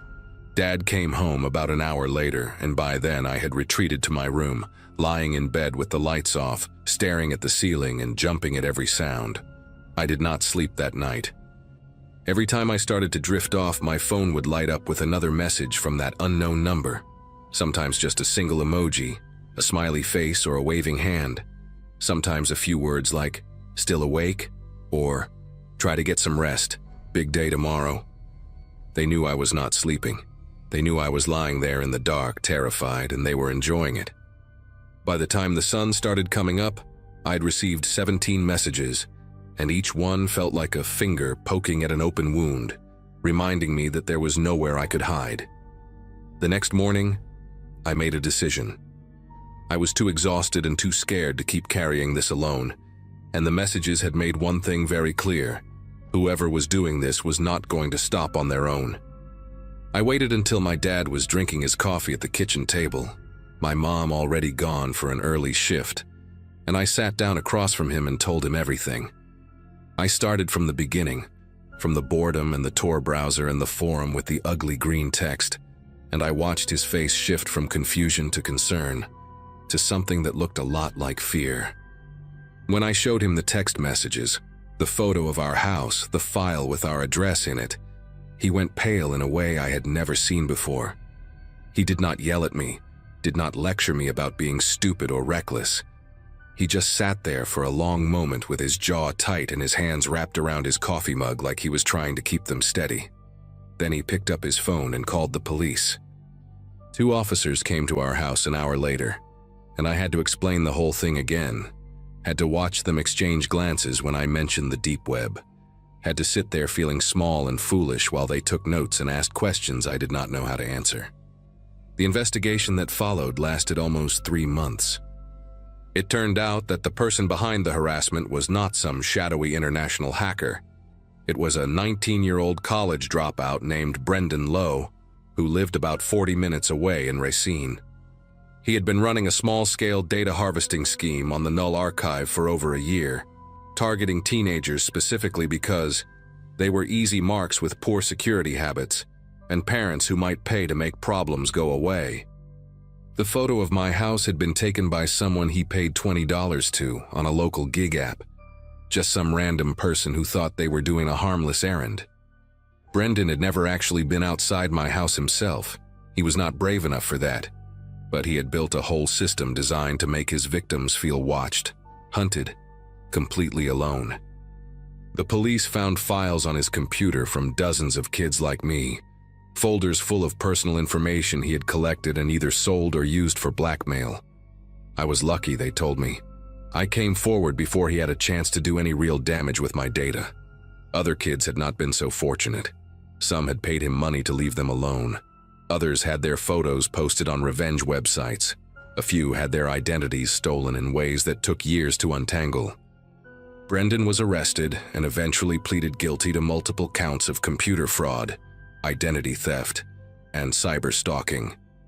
He got 6 years in federal prison, which felt like both too much and not nearly enough. It has been almost a year and a half since all of this happened, and I still think about it more often than I would like to admit. I changed all my passwords, wiped my computer completely, deleted every social media account I had, and started fresh with new emails and new usernames. My parents installed better security software on all our devices and had a long conversation with me about internet safety that I actually listened to this time. But some things you cannot just delete or reset. I still get a jolt of panic whenever my phone buzzes with a text from a number I do not recognize. I still close my blinds before the sun goes down, every single night, even in winter when it gets dark by 5. And sometimes, When I am lying in bed trying to fall asleep, I think about how close I came to having my whole life ruined by a bored college dropout in Racine, who saw me as nothing more than a username and a dollar sign. The internet is not some separate world that exists apart from real life. It is a door, and once you open it, you cannot always control who walks through. I learned that lesson the hard way, and I am sharing this because maybe someone reading this is sitting alone in their room right now, thinking about exploring some dark corner of the web just to see what is out there. Trust me when I say this. Whatever you think you might find, it is not worth what you might lose.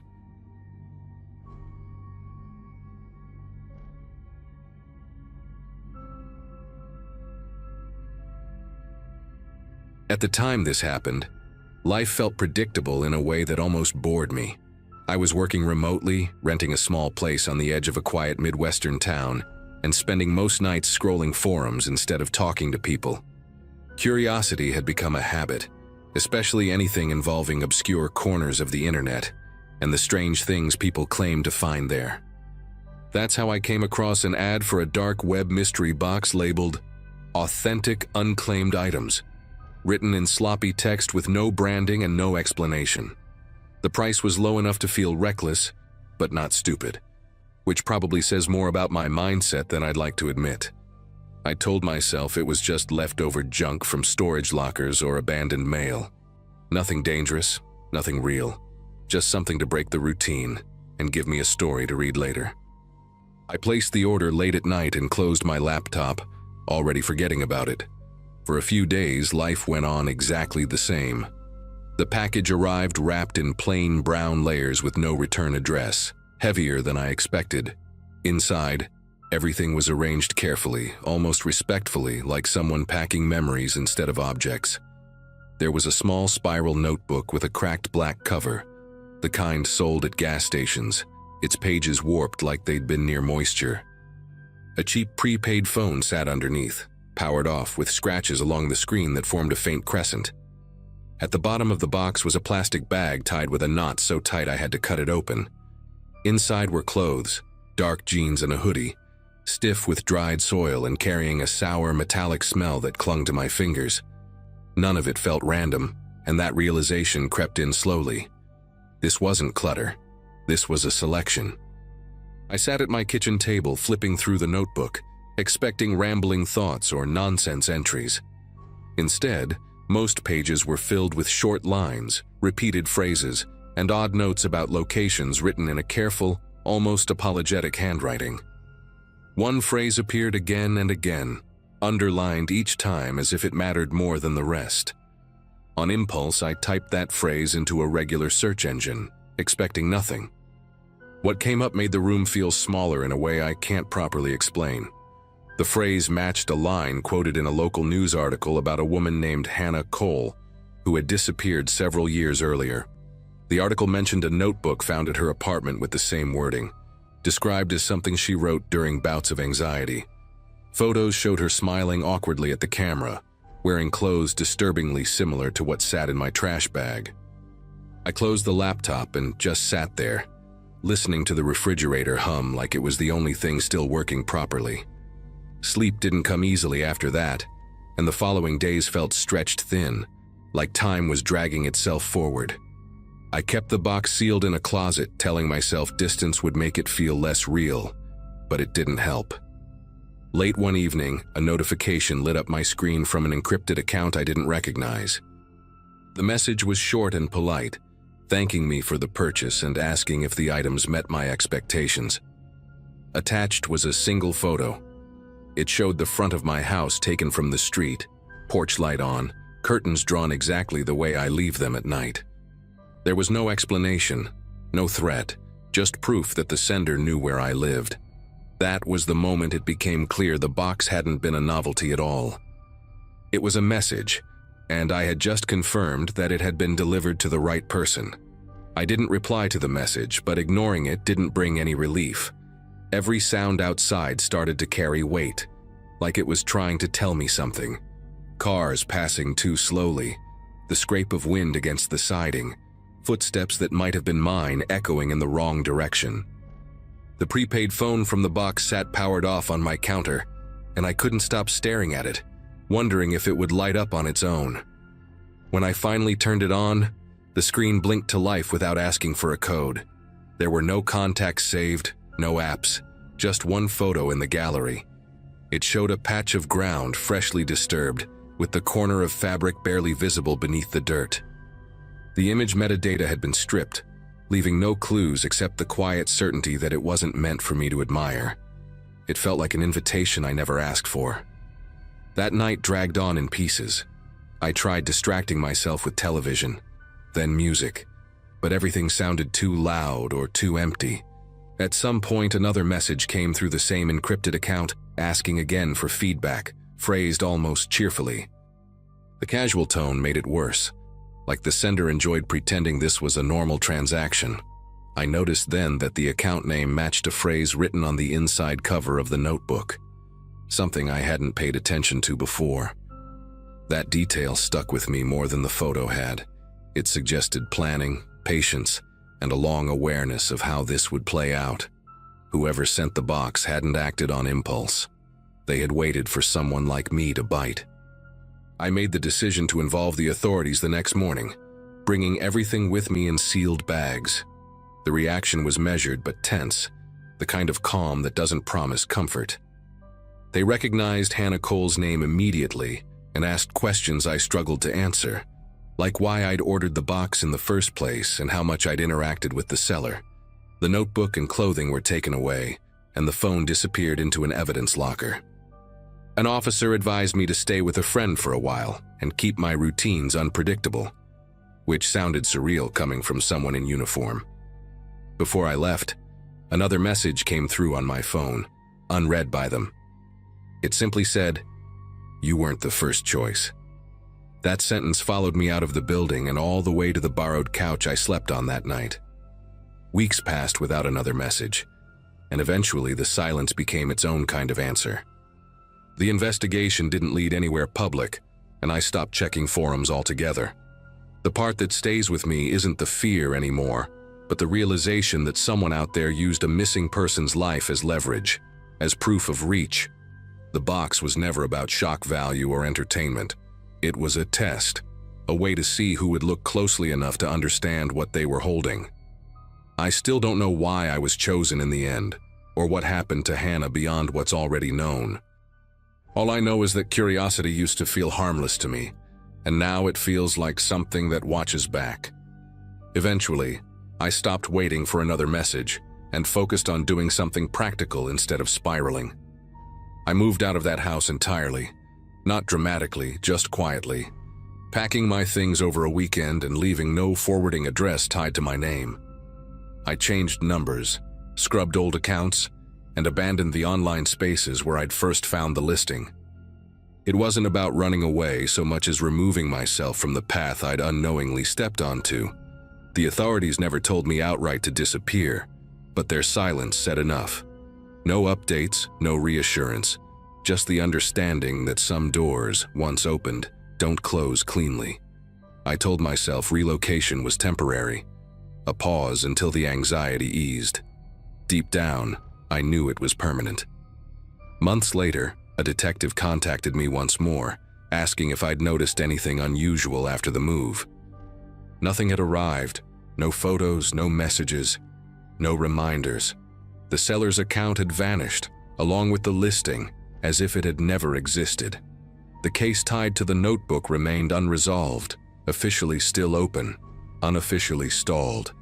They believed the box had been assembled years earlier and circulated deliberately, passed from seller to seller as a kind of credential, proof of proximity, proof of history, proof that the person behind the screen wasn't bluffing.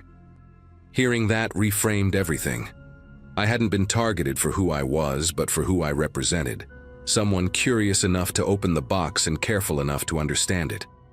I still think about the moment I clicked buy, how casual it felt, how small the decision seemed. The unsettling part isn't the threat that followed, but the professionalism of it all.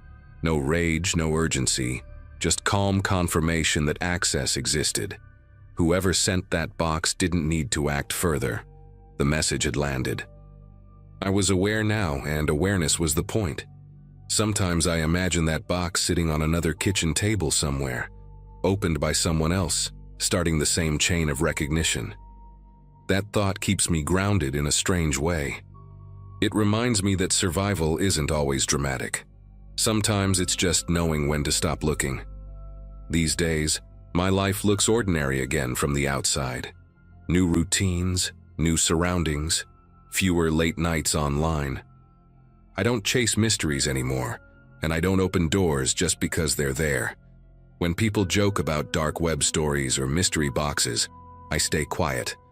There are things that exist solely to confirm they can reach you, not to entertain you. I learned that lesson without anyone knocking on my door or saying my name out loud, and I'm grateful for that. If this story sounds restrained or unfinished, that's because it is. Some experiences don't end with answers. They end with distance, and that's the best outcome I could have hoped for.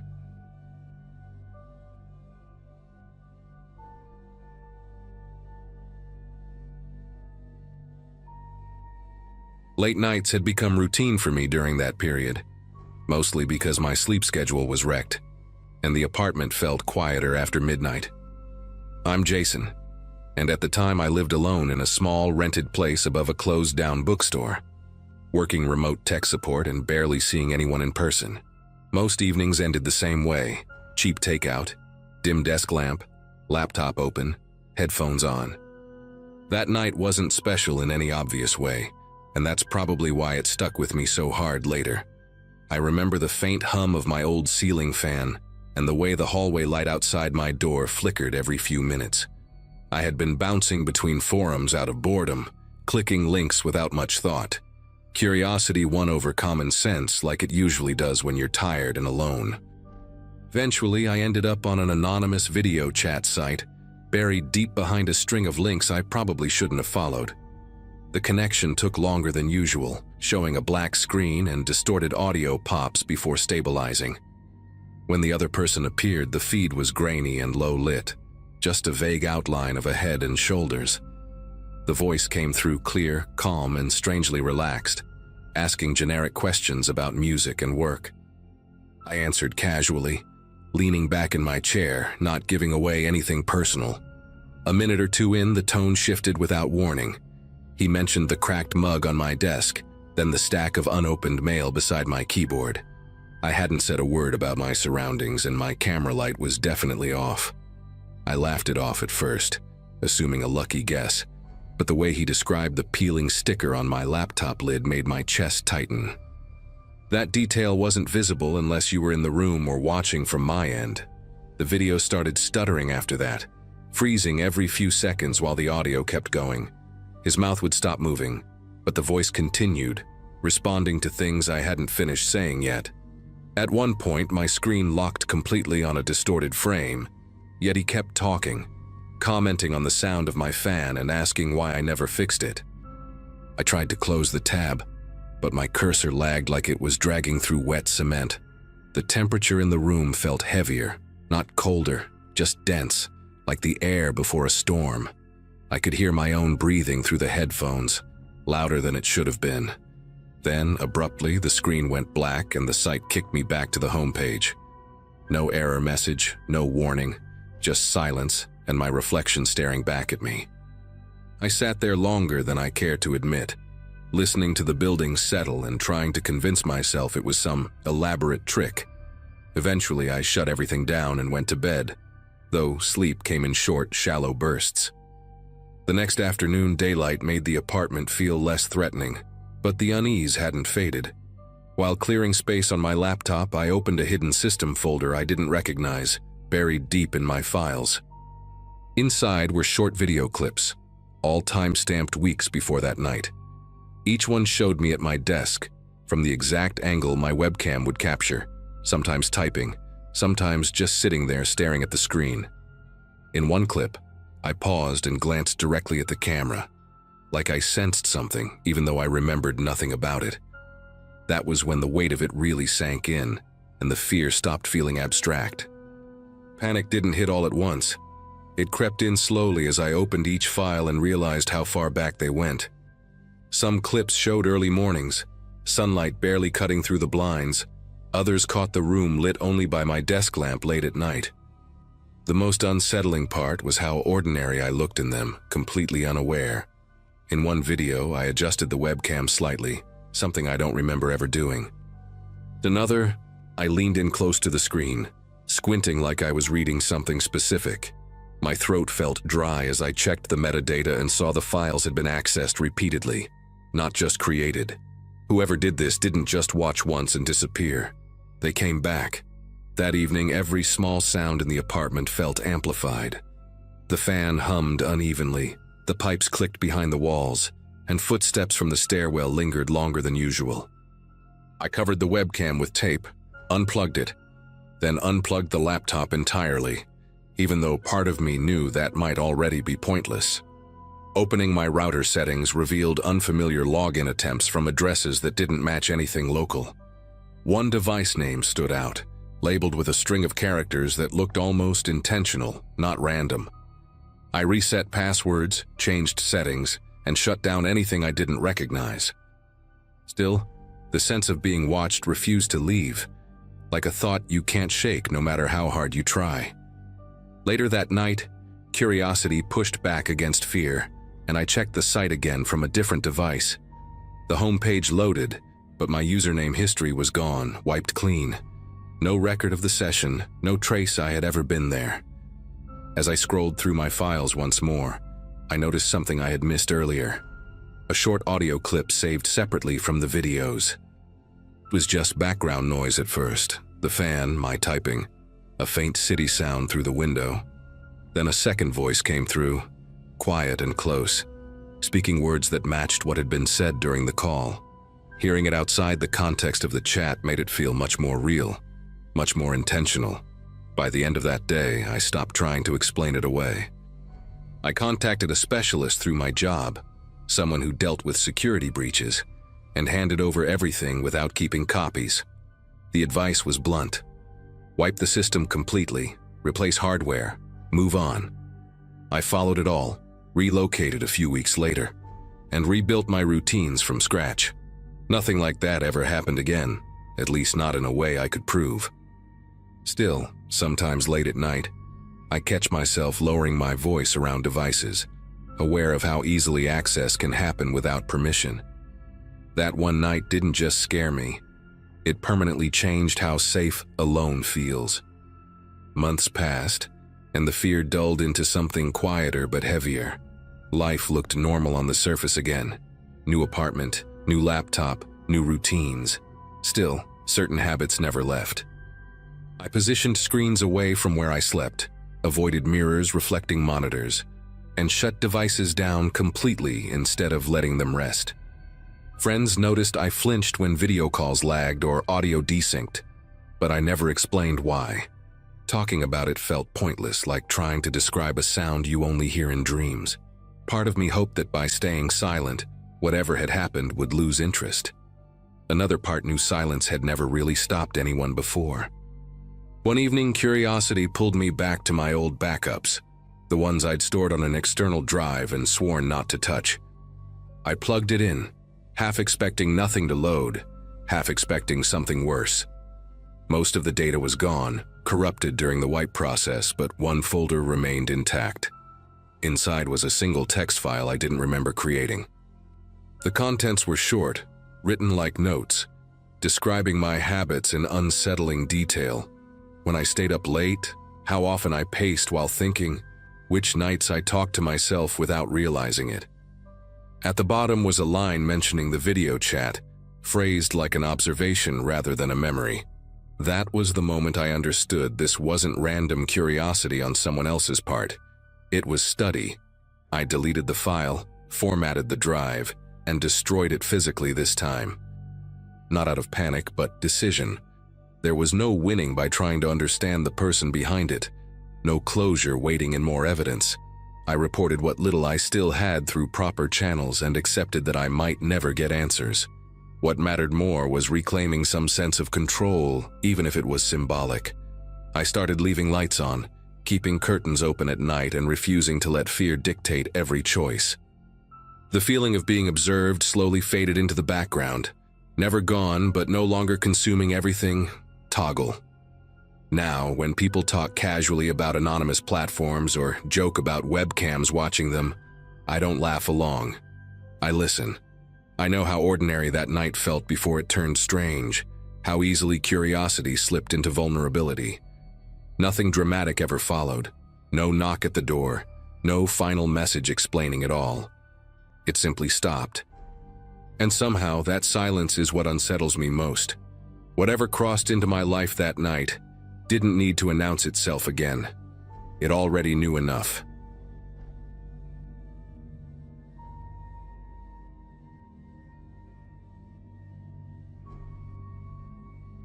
Running a small independent channel online had always felt like shouting into a tunnel and listening for an echo. The content was slow-burn investigative stuff, mostly disappearances people stopped talking about years ago. At the time, life was quiet and repetitive, split between editing late at night and working a day job that barely paid the bills. The channel wasn't big enough to matter, but it was just visible enough to attract strange emails. Messages from armchair detectives, grieving relatives, and trolls blended together until they all sounded the same. I answered some, ignored most, and learned to trust my instincts about which ones felt genuine. That routine made it easy to miss the moment when things shifted. Looking back, the warning signs were there, just subtle enough to brush aside. The day everything happened started like any other upload day, with coffee gone cold beside the keyboard. Message didn't come through the usual channels. It arrived from an address made of random letters and numbers. No name attached, no signature at the bottom. The sender claimed to have real evidence connected to a disappearance I had covered months earlier, one that never sat right with me. They referenced details I had never made public, including a misfiled report number and a witness statement that vanished from public records. That alone was unsettling, but curiosity has a way of pushing past caution. The tone wasn't dramatic or threatening, just blunt and strangely formal.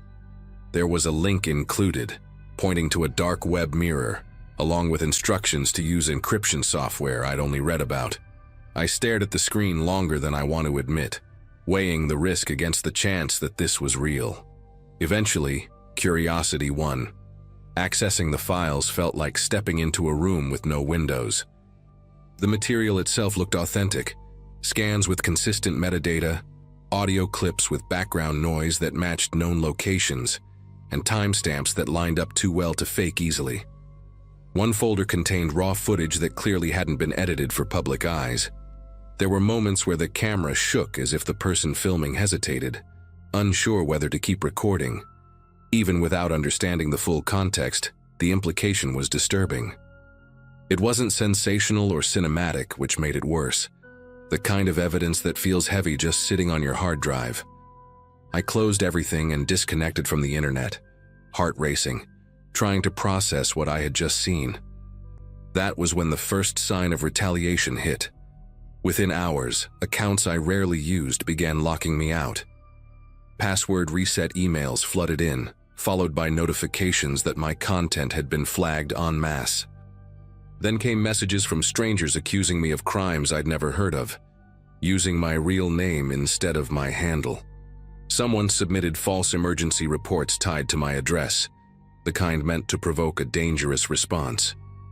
The anonymous sender resurfaced with a new tone, no longer neutral, laying out demands with cold precision. They didn't want money or silence. They wanted control over the story itself.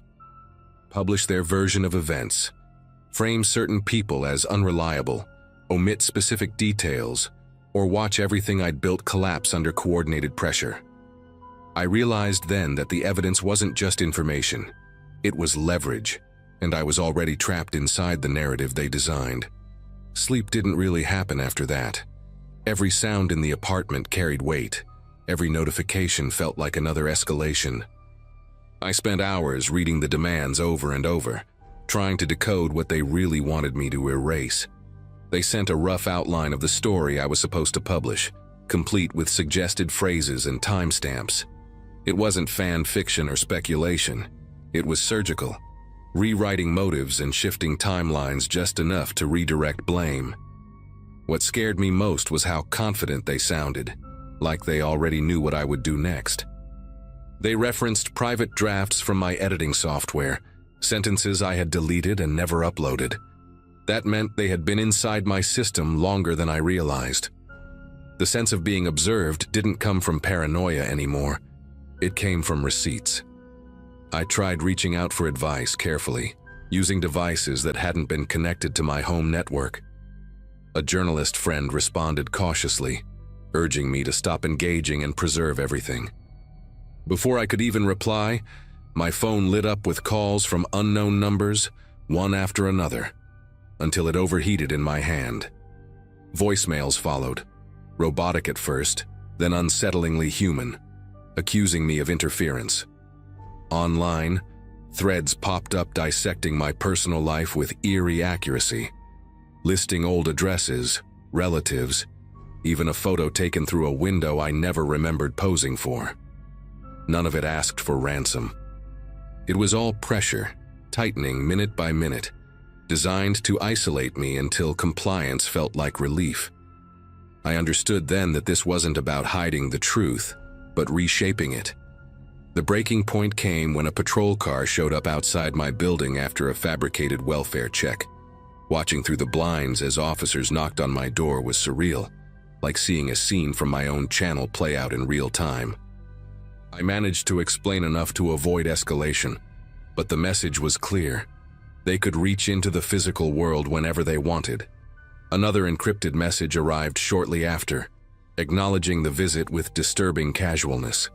The sender reminded me that narratives don't need to be true to be effective, only consistent and loud. I felt backed into a corner where every option carried risk. Publishing their version meant becoming a mouthpiece, while refusing meant losing control entirely. I made a decision that afternoon, driven less by bravery and more by exhaustion. Instead of posting their script, I released a short video stepping away from the case altogether, citing safety concerns without details. Simultaneously, I handed copies of the files and communication logs to a legal advocate recommended by my friend, using a chain of custody I hoped would protect me later. The retaliation didn't stop immediately, but it lost momentum, like a storm running out of fuel. Accounts quieted, false reports ceased, and the anonymous messages slowed to silence. The evidence never saw daylight in the way I once imagined, and that still bothers me. What stayed with me was the realization that truth can be treated like contraband, traded and threatened, not for profit, but for power over the story itself. Days passed in a strange half-normal rhythm, where grocery trips and emails coexisted with the lingering sense that the walls had ears. Work on the channel slowed to a crawl, not because of fear alone, but because trust in the process had fractured. Editing software felt hostile, like a room that had already been searched. Even harmless comments under older videos carried a new weight, every username a question mark. Friends noticed the distance in my voice when we talked, the way I deflected simple questions. There was no dramatic climax after that decision, just a long exhale where nothing else happened. Silence became the loudest outcome, and part of me wondered if that had been the goal all along. Eventually, the legal side moved forward quietly, without spectacle or updates I could share. The files went somewhere beyond my reach, sealed into procedures I didn't fully understand. That brought a measure of relief, but also a hollow feeling, like handing off a truth and never learning where it lands. Online, the smear attempts faded into the background noise where they belonged. New rumors replaced the old ones, and attention drifted, as it always does. The attackers never confirmed retreat or defeat, only absence. That uncertainty lingered longer than the threats ever did. It taught me that power doesn't always announce itself when it leaves. Months later, confidence in technology never fully returned. New habits formed without conscious planning, small changes meant to reduce exposure. The channel survived, smaller and quieter, but still mine. Viewers noticed a shift towards safer topics, though few questioned it openly. Those who did received vague answers, because specifics still felt dangerous to share. The experience stripped away the illusion that independent creators operate outside influence. Influence just wears different clothes at smaller scales. Control doesn't need a headline to function. Looking back, the most unsettling part wasn't the hacking or the intimidation. It was how easily information became a bargaining chip, reshaped to serve whoever held it last. Evidence that should have clarified a disappearance instead became a weapon to rewrite it. That realization changed how I see every unresolved case now, every leak, every exclusive. Some truths aren't buried because they're lost, but because someone is actively deciding which version survives. Stepping away kept me safe, but it didn't bring closure. The story still exists, just fragmented, living in places I no longer follow. That's the part that stays with me, even now.